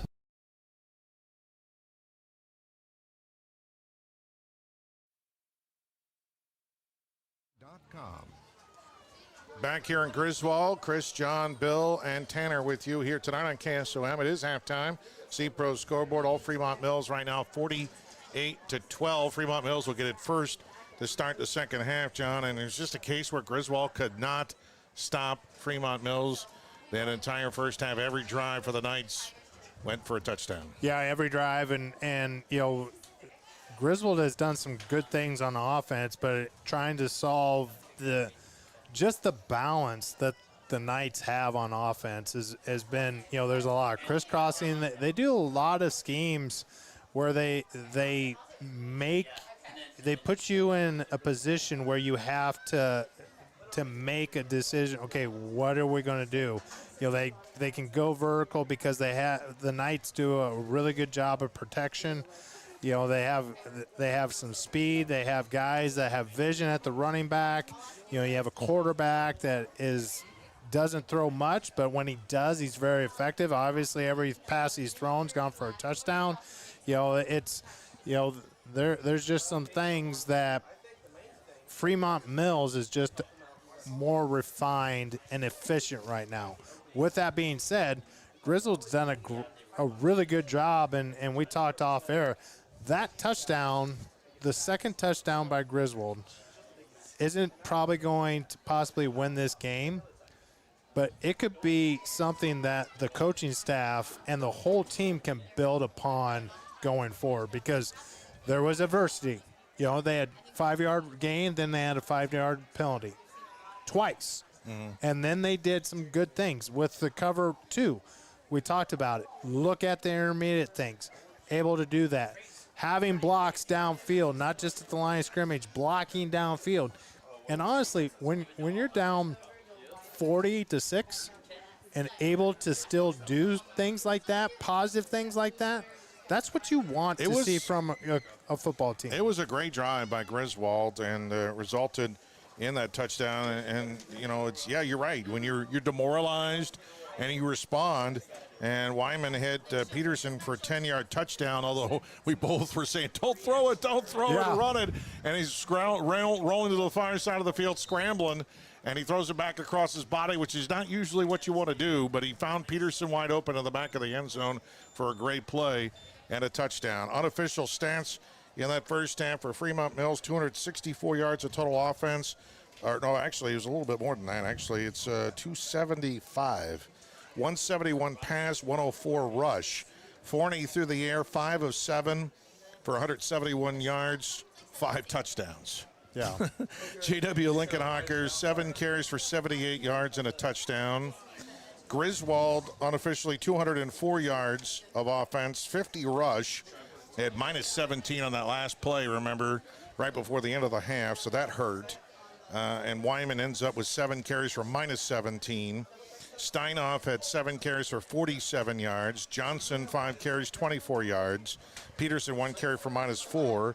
Through the air, Wyman was 9 of 17 for 154 yards and 2 touchdowns. Not bad.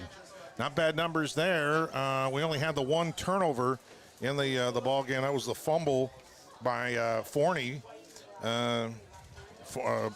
Recovered by Forney. Yeah, Wyman had the fumble recovered by Forney. Yep. And that was the only turnover in that first half, and it was by Griswold, but no interceptions with how many throws we've seen, so not too shabby there by both quarterbacks.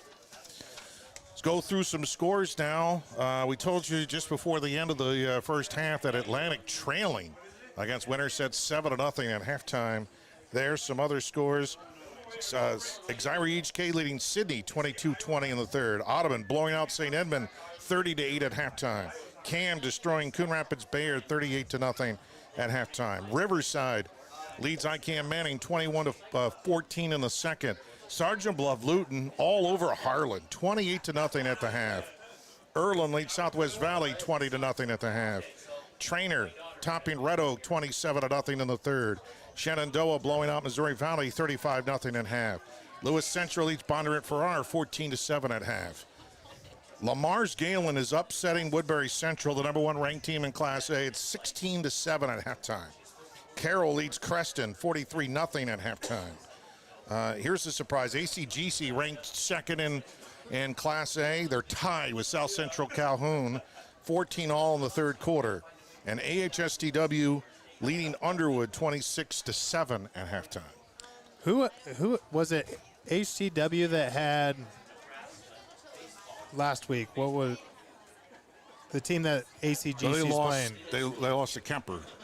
Okay, so was it Riverside that played Southern Calhoun last week? Yes, Riverside beat South Central Calhoun last week. Yeah, that's what I'm saying. I mean, South Central Calhoun is a very tradition-rich program. And Riverside beat them convincingly. And that's probably the biggest surprise, along with, like we talked, the Audubon game. You know, and next week we got Riverside and ACGC. Yeah, that could be a very interesting game. With a lot of playoff implications and districts. Yeah. Watch it be a blowout game, but I don't think so. I don't think so either. I think both, coaching staffs and programs are looking forward to that one. All right, ready to start the second half, and it'll be booted deep by Griswold, fielded on the far side, that time by Campbell, and he returns it all the way close to midfield. Oh, he's still on his feet. He somehow got out of it, and he's coming to the near side of the 20, brought down at the 18-yard line. How did he get out of that mess? Vision, and he caught I thought that. He was down at midfield. He caught that going full speed. You always talk about, okay, especially on a kickoff, don't pause, because when you pause, obviously people are going to have more time where they can get closer to you. He goes to the, basically right to midfield and never stops his feet. And for a freshman, that's, we got a hold. It was, we'll see, a flag was down. We didn't see it. Well, I was thinking it might have been a horse collar tackle. No, they called it a hold. But the hold. It was right where he was brought down, too. Yep. So it was a late hold, and they move him back 10 yards, but it's still good field position for the Knights. They'll have it at the Griswold 31. Well, it kind of didn't ruin all of the return by Campbell, but it's first down and 10 for Fremont-Mills to start the third quarter here, leading 48-12. Lincoln Hopper on the carry to the Lincoln Hawker to the carry, breaks a tackle far side, dives inside the 20-yard line. He's in the Hoist Distributing red zone. He has a Vetter equipment first down as he moves the chains for a gain of 12. Lincoln Hawker has just been a very impressive running back tonight. He's had one gain for 4 yards, and everything else has been 8 or above. I mean, you talk about a guy that's getting positive yards every time he touches it. Also shows what the Knights offensive front four with Reed. Sometimes, right now they got 5 guys on the line. First down and 10 in the Hoist Distributing red zone of the 19. We got flags thrown on the far side. One flag thrown. It'll be a false start called against Fremont-Mills. When the Knights come out with that 5-man offensive line front, it's just it's hard. How do you set up your defense? Because you have 3 defensive linemen. Campbell going to have to deal with them for 3 more years. They're going to go for 2. And Forney in the shotgun. Send Campbell in motion. Forney keeps, goes up the middle. He's hit, but he gets in forward progress for the 2-point conversion. 9:17 to go in the third quarter. Fremont-Mills 56. Griswold 12. Back in a minute, KSOM. Looking to upgrade your home? 3H Customs has everything any farmer needs to be successful, and that's not an exaggeration. We offer soil sampling, crop scouting, and spraying. We also offer precision planting products, Midwest seed genetics, and nature's fertilizers. Don't forget fertilizers and anhydrous also. 3H Customs has everything the Iowa farmer needs, and we dedicate ourselves to helping each farm success. For more information on how you can build that successful operation, call 224 or visit 3H Customs. 3H, customizing your fit, your needs. Looking to upgrade your home? Or maybe you have storm damage that still needs repair? Rigid Edge Exteriors has you covered. From roofs and siding to gutters, windows, decks, and interior remodels, our team does it all, residential or commercial. For a free estimate, call Rigid Edge Exteriors today at 712-249-4449. That's 712-249-4449. Let us transform your ordinary house into your dream home. WesternIowaToday.com. Lincoln Hawker's kick is going to go into the end zone for the touchback. And Griswold will start at their own 12 in their first drive. Their own 15, I'm sorry. On their first drive of the second half. So we'll see whether they stay with, Wyman's coming back out there. He'll stay at quarterback. But as we go along here, it's running clock. So this game should be moving quickly unless we get some big play scores. But Griswold, they just have to keep plucking away and trying to do what they did in that second quarter with that nice drive. They started their own 15 here. Hand off to Johnson. Breaks one tackle. Twists his way forward across the 20. He gets to the 23 for a gain of 8. Great trap block there by the Tigers, and Johnson doing a really good job of seeing that, waiting for that trap block, and then going right up for a gain of 8. Great first down play. Tonight's game brought to you by Iowa Western Community College in Atlantic. BU at Iowa Western. Second down and 2 for Griswold at their own 23-yard line. Wyman in the shotgun. Give it to Johnson again. Up the middle. Hit at the line. Falls forward. May have gotten back to the line of scrimmage. May have sneaked out a yard. Maybe. There again, really good job by the Knights defense, because Johnson's strength is what we saw in the first down play, is going straight north and south. When he goes sideline to sideline, that pad level isn't as effective because you don't have your shoulders square. Third down and 1 for Wyman and the Griswold Tigers. Right to left on your radio dial. Wyman on the shotgun. They got 2 wides near side. One, and that one on the near side. Bowers went forward. He had the snap count wrong. I think they were trying to get the Knights to jump off sides for a freebie, and just once again mental breakdown there. But you still have 3rd and 6, so you still have an opportunity here to get the first down. We need a high school team to learn how to go the tush push. The one that the Eagles run. The Eagles do? Yeah, they do it to perfection. I saw them on Monday. They lost to the Falcons, but they ran the tush push a couple of times and do it well. You get a push like that, it's legal. Yeah. 3rd and 6. Wyman fakes, rolls to the far side, stops, throws, and it's caught downfield. Breaking a tackle at the 40 and going out of bounds is Peterson. He's going to have a Vetter Equipment first down. Great play called by the Griswold coaching staff, and Wyman doing a bootleg and hiding that ball. Just a great play. Peterson running a route once again where they got that first down in that second scoring drive that they had. Getting intermediate routes going in between your corner and your free safety. For Peterson, that's his 5th catch for 73 yards and a touchdown. First down and 10. Wyman pitches. Johnson near side. Got a hole. Hit. Plows forward. He's got another first down. Inside the 30 to the 29 on a gain of 10. Johnson, okay, I'm not going to go sideline to sideline. I am going to get my shoulder pad level down. And Campbell, great athlete. We've talked about him. But maturity-wise, he's not. When Johnson has that, speed and momentum, he's a hard man to bring down.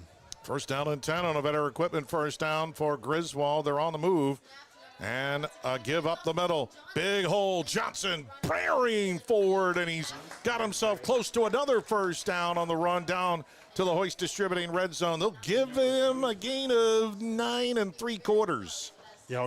Once again, really good chunk plays. And, the coaching staff, I like their approach. Okay, the score is the score, but let's do let's learn from this. Let's get better. And in the last 2 drives, they've done some really, really good things. Second down and about a stripe of the football to go for Griswold.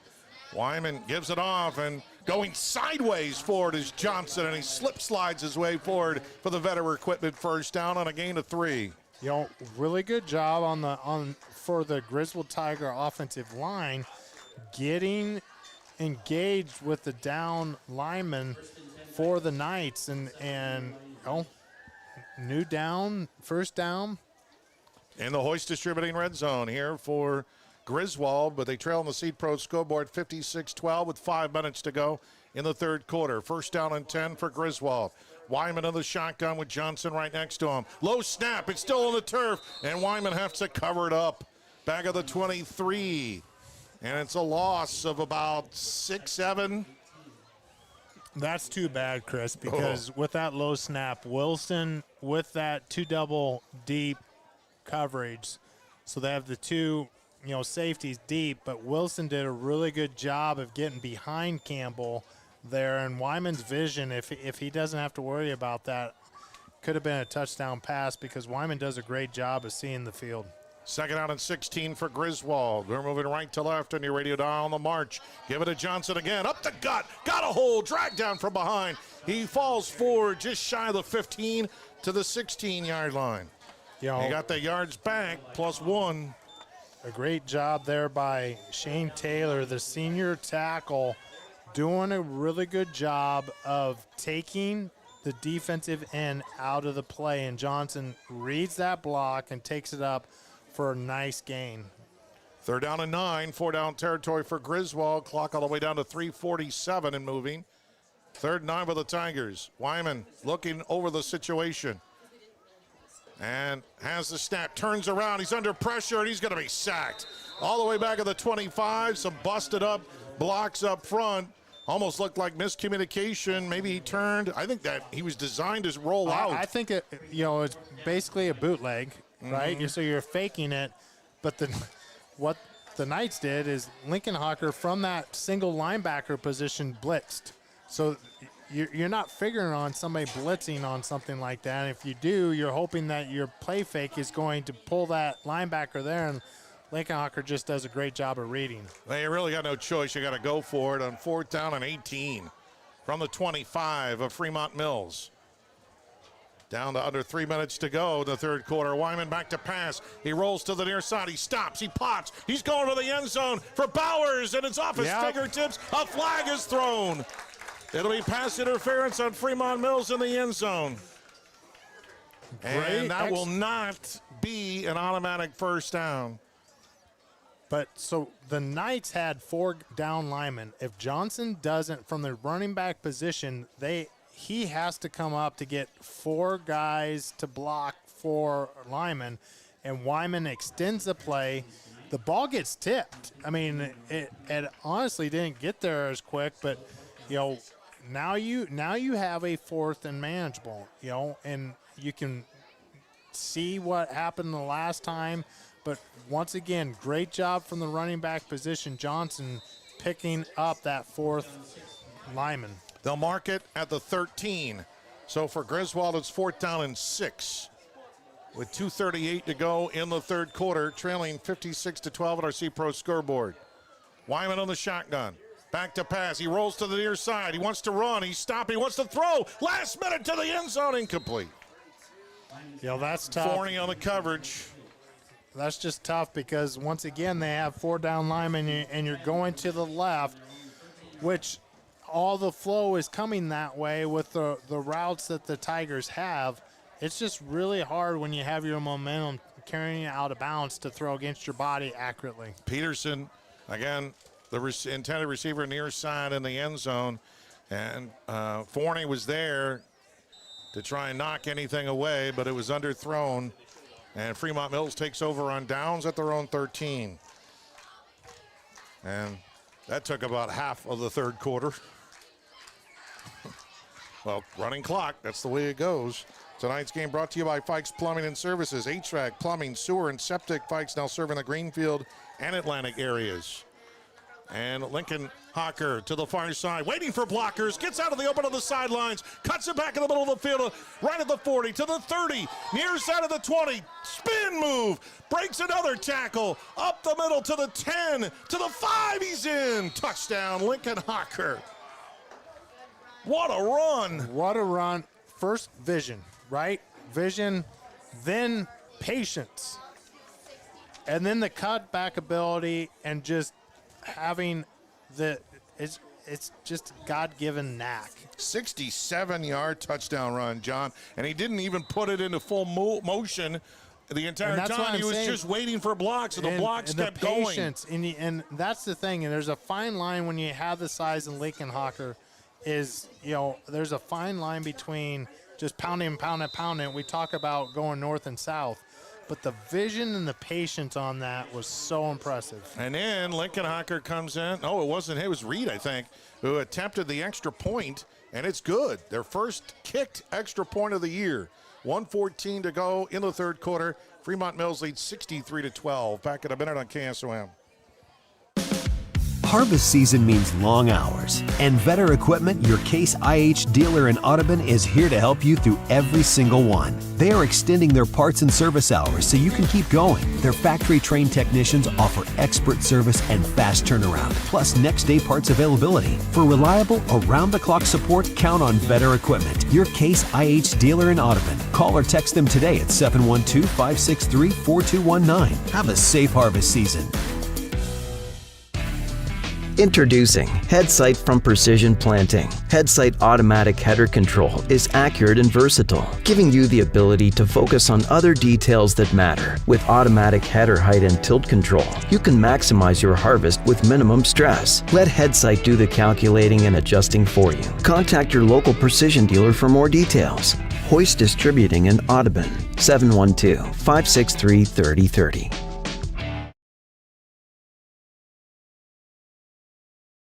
Football on 96.5 KSOM and live video at westerniowatoday.com. J.W. Lincoln took over the starting running back spot after the injury to Expa, who got hurt in their loss to Lennox. And I don't think he wants to give it up. What a game for him. End-over-end kick by Fremont-Mills, returned at the 6, breaking out of the near side. And tackled out of bounds at midfield is that Peterson? Number 2. No, it's not Peterson. There's a new one in there. Peyton Cook. Good return by Cook. Really good job by the senior Cook. You know, getting positive yards, going up the sideline. You know, once again, I mean, there's things that the offense has done well. Yeah. The special teams have done well. You know, not some of the punts have, you know, been under distress, but, you know, things that you can build upon for the rest of the season. A lot of work on defense, though. They have not stopped the Knights all night long. The offense has been able to move at times, but they haven't been able to stay with them. Hand off to Johnson, breaks a tackle, gets hit in the Fremont-Mills territory, the 35, and falls forward for a gain of 8. Once again, I think Johnson runs hard. He does run hard, and you know it's 63-12, and you love to see, you know, that's senior leadership right there. You know, Johnson's a senior. He's got 12 carries for 70 yards so far. Unofficially, I have him at. Which doubles his output for the whole season almost. That's the end of the third quarter. Your C-Pro score, Fremont-Mills 63, Griswold 12. Back in a minute on KSOM. Did you know that Mexican food is considered to be healthy? What? How do you figure? Almost every dish has vegetables. Salsa, all vegetables. Guacamole, avocados, and corn tortillas. They're naturally gluten-free. Okay, I get it. Tacos, lettuce and tomato. So Rancho Grande for dinner? Race it to the car. Add more vegetables to your diet at Rancho Grande in Atlantic, and then you can indulge in a guilt-free margarita, imported beer, or dessert. Choose a healthier option at Rancho Grande. Open 7 days a week. Got a leak? A clog? Or maybe it's time for a brand new bathroom. Furnace or AC needs some attention? Or are you interested in floor heating? Call Fikes Plumbing and Services. Your trusted local experts in so many areas is now serving the Greenfield and Atlantic areas. From quick fixes to major renovations, Fikes Plumbing and Services has you covered with fast, friendly, and reliable service. With 30 years of service, Fikes licensed professionals tackle every job with care, ensuring your home stays comfortable and safe. Don't wait. Call Fikes Plumbing and Services today for your HVAC, plumbing, sewer, and septic needs.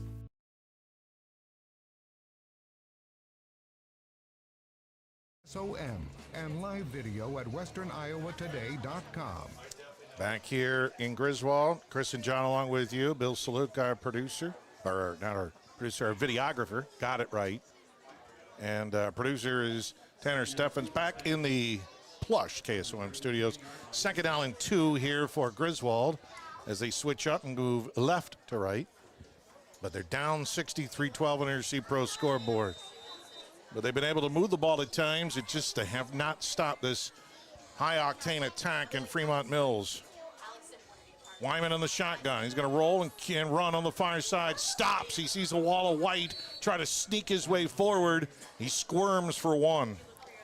You know, Wyman does a great job of getting outside the tackle, but the flow for the Knights, Wyman, you know, he gets outside the tackle, and then all of a sudden he sees 3 white jerseys. Yeah, they saw have a him. bowl. I mean, it's just like when Griswold is able to move it and get yardage, they have been able to disguise the handoffs. Or Johnson, they have him move them backfield with Johnson. And trap blocks. Yes. You know, not misdirection, because trap blocks quick hitting. So you have quick hitting, or you know, use Wyman's great ability to hide the ball. 3rd and 1 for Griswold. Left to right, handed to Johnson. This time he's hitting the backfield, but he falls forward. I think he might have it. I think he does have it. Great second effort by Zane Johnson.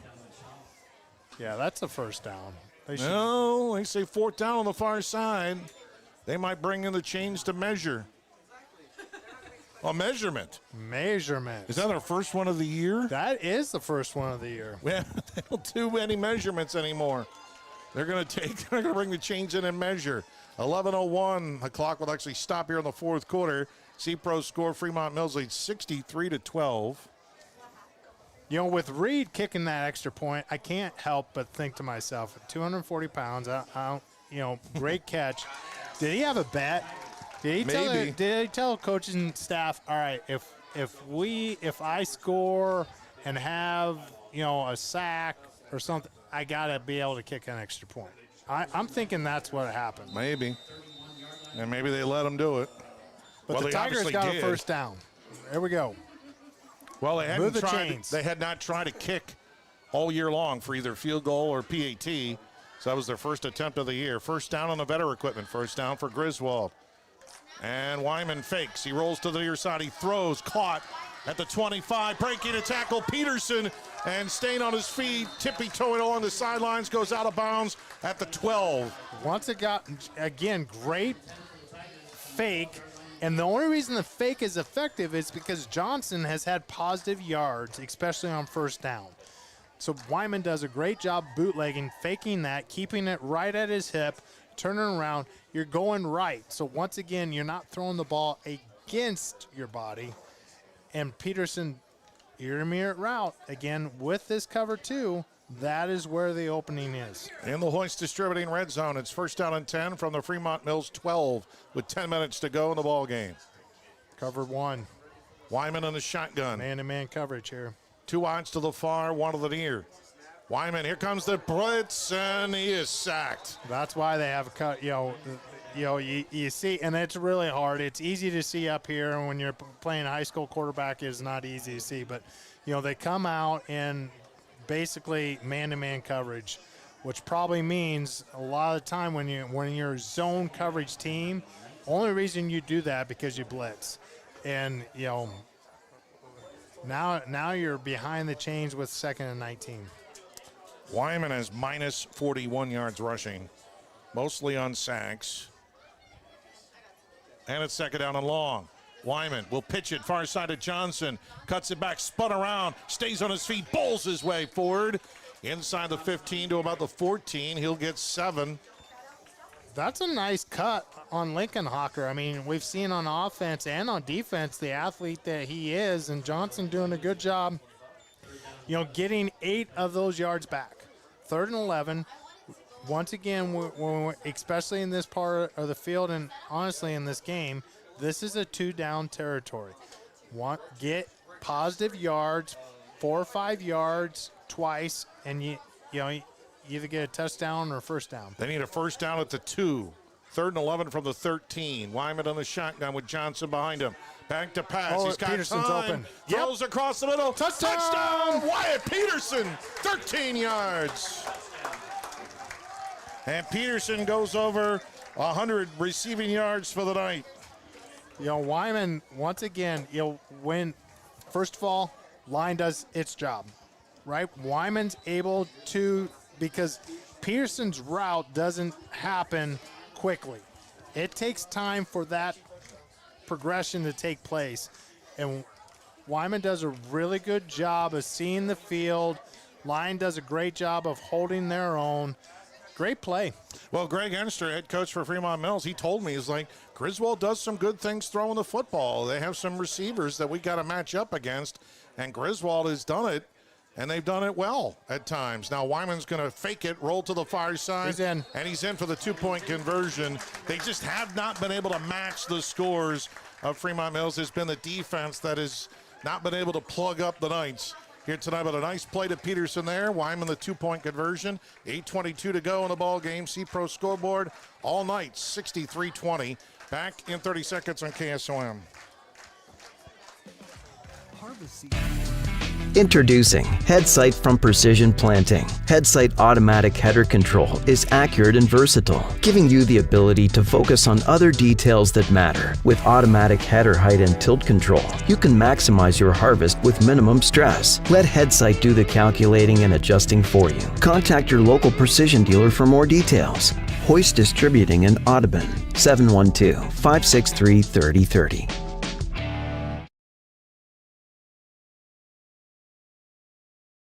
KSOM and live video at westerniowatoday.com.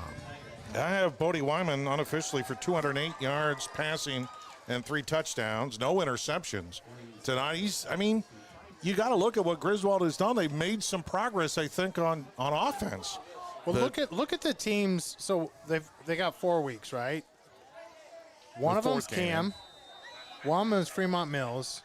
2 teams that are good. Are really good. That only have lost to Lennox and Audubon. Low line drive kick, and Fremont-Mills returns it close to midfield. The number, is that 54 or 64? I don't know. Tell you what, Reed, number 63, that's number 64 for these linemen and stuff. They got some skills catching the ball. Yeah, Griswold lost to Boyer Valley 49-0. They lost to Cam 58-14. Last week they played Sidney pretty well, but Sidney did some things towards the end. It was close until Sidney kind of scored a couple of touchdowns late to win by 20. And so Griswold may be slightly better than 0-3, and tonight will be 0-4. And Fremont-Mills, we have a timeout call by Griswold. 7:46 to go in the ball game. It's all Fremont-Mills 63-20. We're back at 30 seconds on KSOM. Who can you trust to treat you fair and get you back on the road? J.D. Wyman Service on Main Street in Griswold. Big repairs or general maintenance. Trust J.D. Wyman Service to get you on the road fairly. You're a certified auto do-it-yourselfer. You like the smell of grease, and that's why when it comes to parts, you buy them at Wyman's Car Quest on Main Street in Griswold. Because you care about what you put in your vehicles. Trust the tires, parts, and tools from Wyman's Car Quest in Griswold.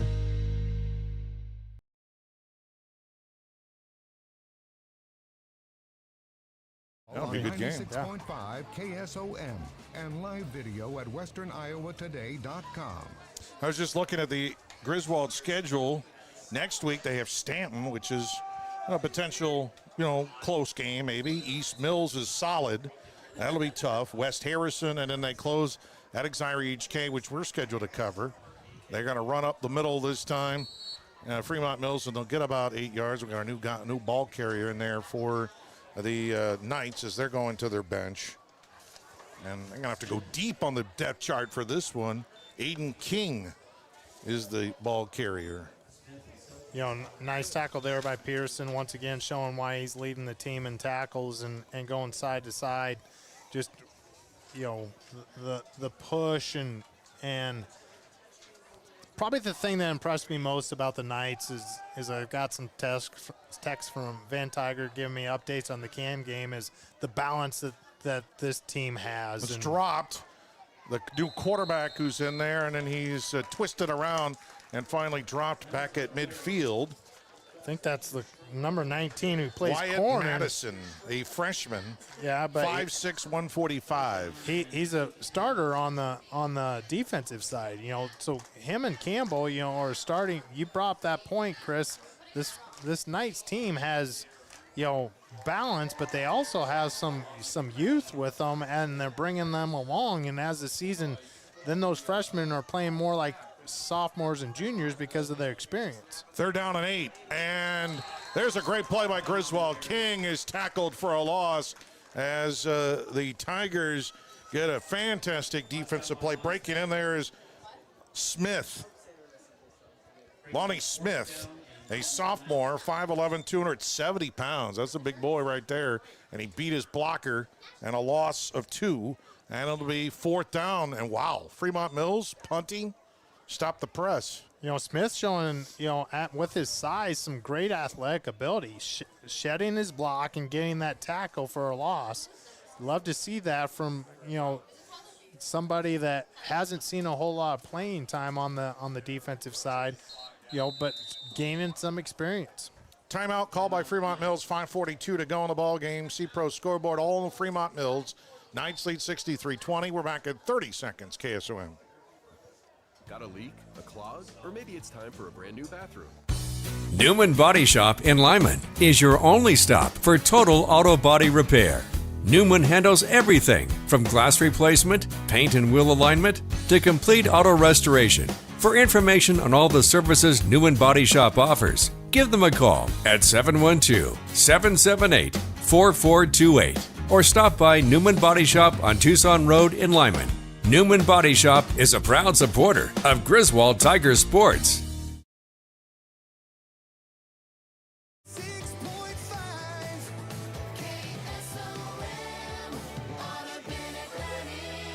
Now back to high school football on 96.5 KSOM and live video at westerniowatoday.com. Varney will punt it for Fremont-Mills, their first punt of the night. High, very high. End over end. Auden Wilson's going to let it hop, and it'll go to the 10. That's a 32-yard punt, but very high and pretty much not returnable. It was a very good punt. Really good punt, and this, the field for a grass field and the lack of rain that we've had is in great shape. They've done a really good job here, but what we've seen tonight especially is, where that ball, it kind of just has stuck, in those spots. And with that height. We got a timeout called here. We'll keep it right here. I mean, the field, considering that we don't have any rain, the field looks like if we had just more rain, then this field would be greener than it is, but it looks like it's in pretty good shape, to be honest with you. It needs to be a little greener. I mean, it's a little yellowish and green, and there's yellow spots and green spots all over the place.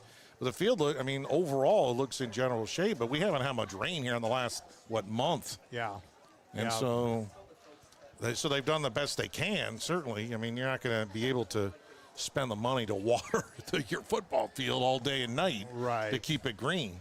Yeah, and once again, kudos to the athletes and the coaching staff. It's been hot all week. We talked to, and we haven't seen a single cramp.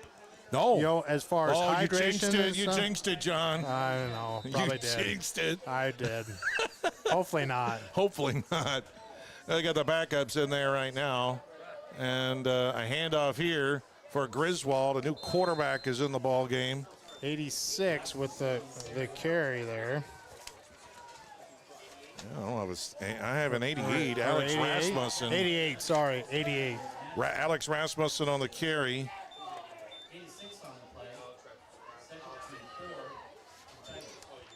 And it'll be a gain of 7.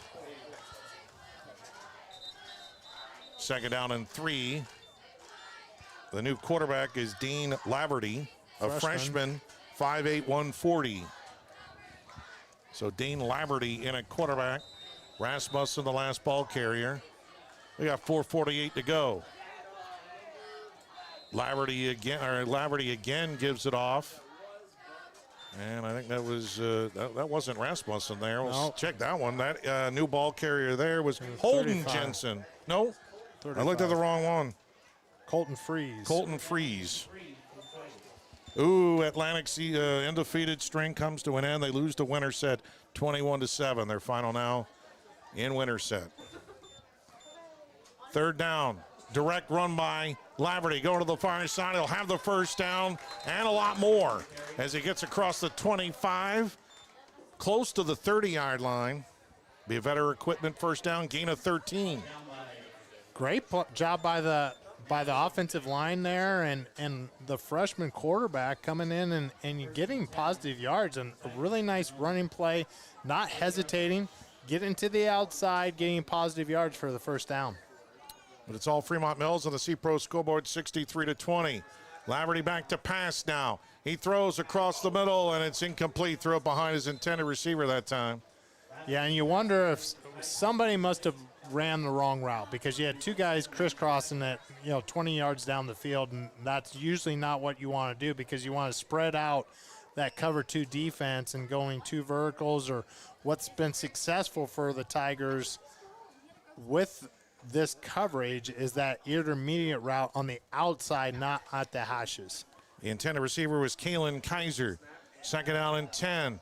Delay handoff and a low snap, but Laverty did a good job of getting that ball off. And the run up the middle for Rasmussen will gain about 2. Clock down under 3 minutes to go in the ball game. Fremont-Mills will go to 3-1, and Griswold will fall to 0-4 as they try to rebound next week with Stanton. We have ACGC and Riverside in Oakland next week. Good ball game. There's Laverty's going to keep it. He faked the handoff almost like on a Statue of Liberty play, and he goes up the middle, and he'll lose 2 yards. You know, that's kind of what you see sometimes on, you know, with just the timing, not quite as, you know, it's great to have the second team get some reps and everything because you got to work through that. Everything, especially with when the Tigers are successful, the timing, the bootlegging that Wyman does so well, it's all about timing and getting a flow. 4th down and 10. Laverty's going to run it to the far side looking for a hole. He found none.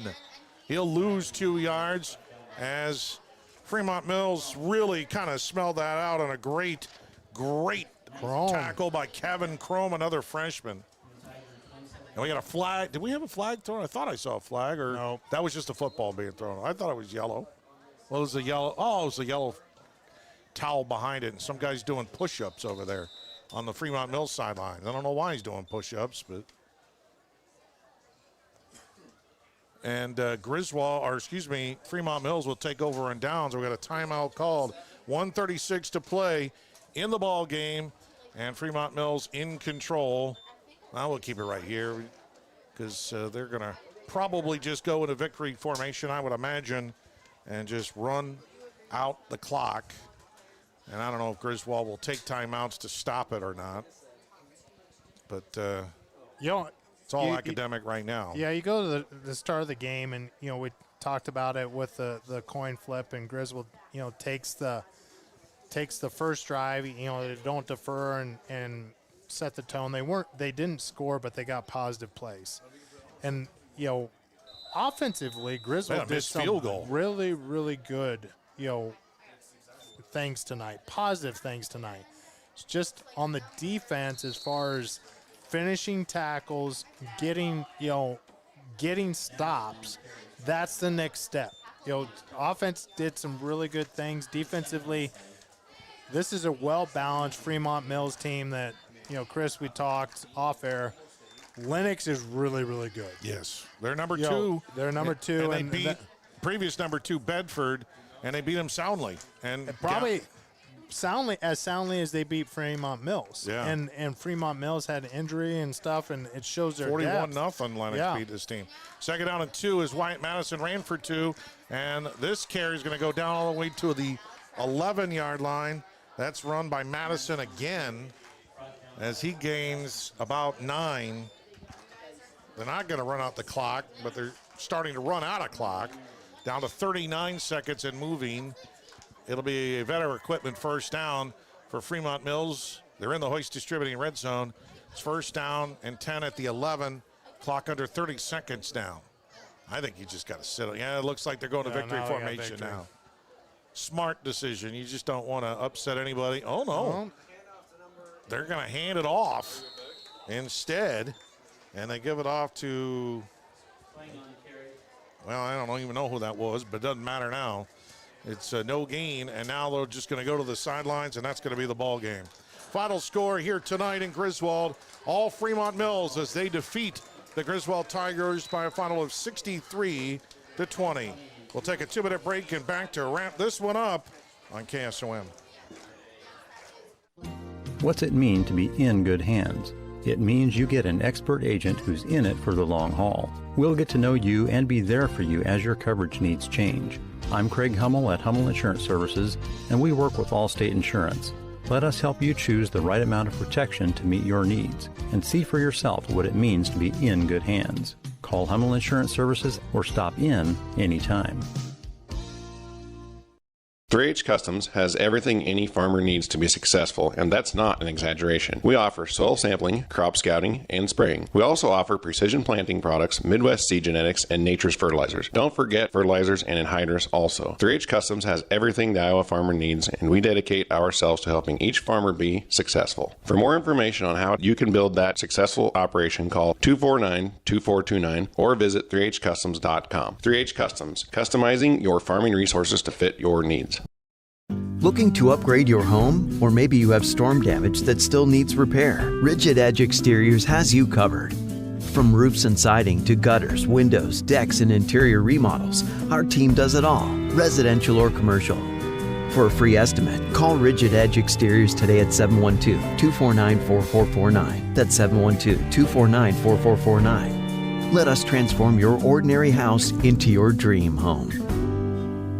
Anita Supply Center is here for you. From the big jobs to the small tasks, we're here to help. Hi, this is Kim with a reminder of our hours, so when you need our help, we're here. Anita Supply Center is open Monday through Fridays, 7 to 5, and Saturdays, 8 until noon. We're here 6 days a week for all your building, landscaping, how-to projects, repairs, and more. We offer free in-home measurements, free estimates, and can help you put your ideas together. Anita Supply Center is open 6 days a week for all your home improvement and building needs. Authorized independent agent for Wellmark.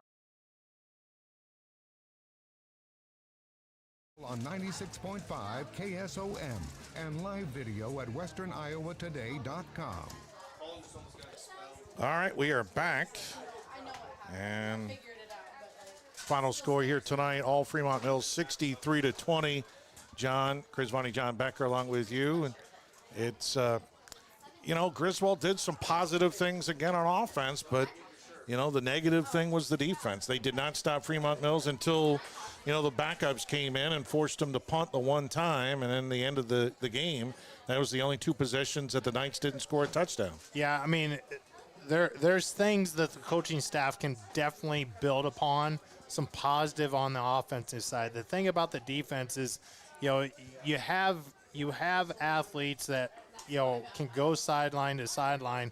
There's just some tackles that you have to finish, and part of that is the movement that Fremont-Mills can get with their offensive line, and their running backs have really good pad level, and then you have Campbell but when guys are patient, Fremont-Mills running backs were patient and had great vision, but at the same time you can't quit on plays. And there was a few times, I'm not saying that Griswold quit on plays, you never give up on a play. You always take an angle and make sure that you team tackle, because if somebody's as patient as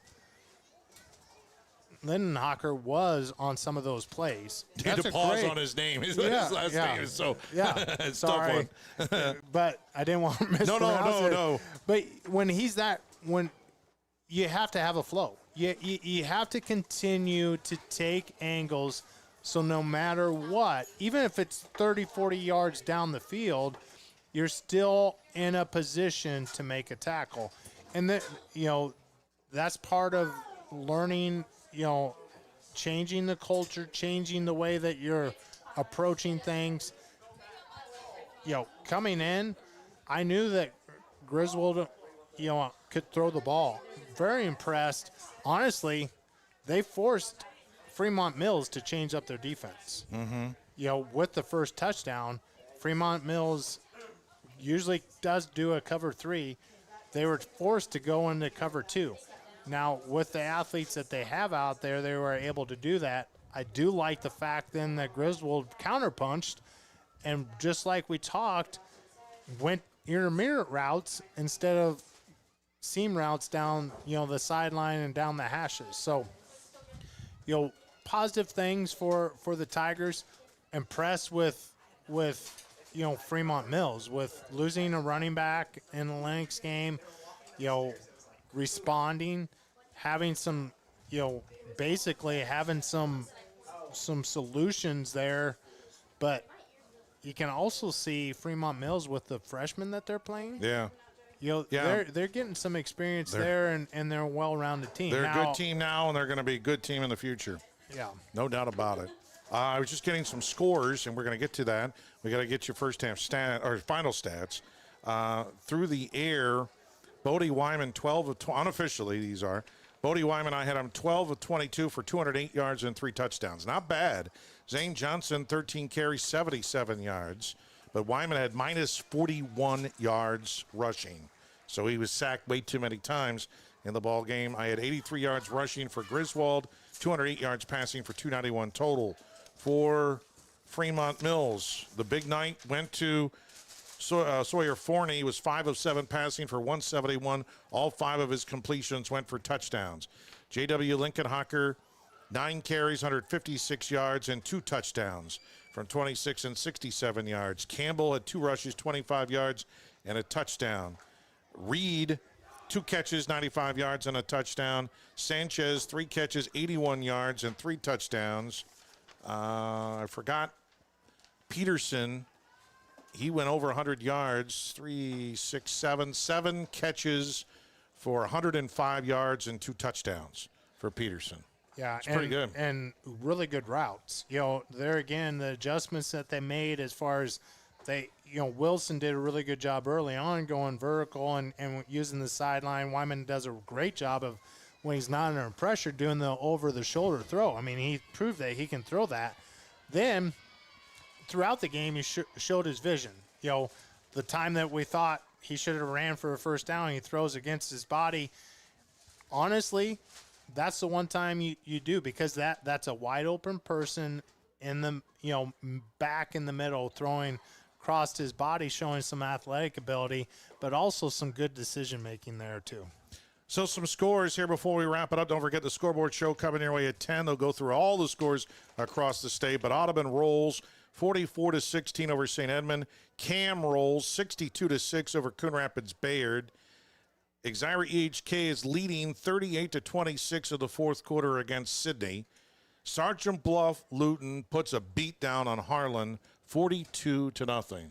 And I got to talk to Todd Blatt this coming week. May the force be with you. He's pretty, he ain't gonna be happy. He's not gonna be happy, no. and it seems like the Blatt family, his dad did the same thing. Anytime they had a beat down like that, I don't know who they play next week. I would not want to be that team. I think, is it Creston? It might be Creston. Or is it Knoxville, possibly? No, Atlantic's got Knoxville. Okay, Atlantic has Knoxville. I think it's Creston. That could be. Creston they lost everybody. Well, yeah, and so Harlan's going to want revenge against Creston, let alone what just happened. Yes. I would not want to be Creston going into that. But a good one between AHSTW. They lead Underwood 26-21 in the fourth there. Our next game, we go to Oakland. Riverside leading ICAM Manning 28-20 in the fourth quarter. And ACGC has now come back, and they lead South Central Calhoun 28-14 in the fourth quarter. We've seen Riverside once, and Riverside, the biggest thing, and the temperature next week looks like we're going to be a little bit cooler. Honestly, Riverside plays so many guys both ways. A night like tonight, they get worn down. I mean, anytime you play both ways, I was there telling Coach, I'm fine. But when you're playing both ways, no matter what, you get worn down. And a lot of the guys that have to play it both ways, it just happens.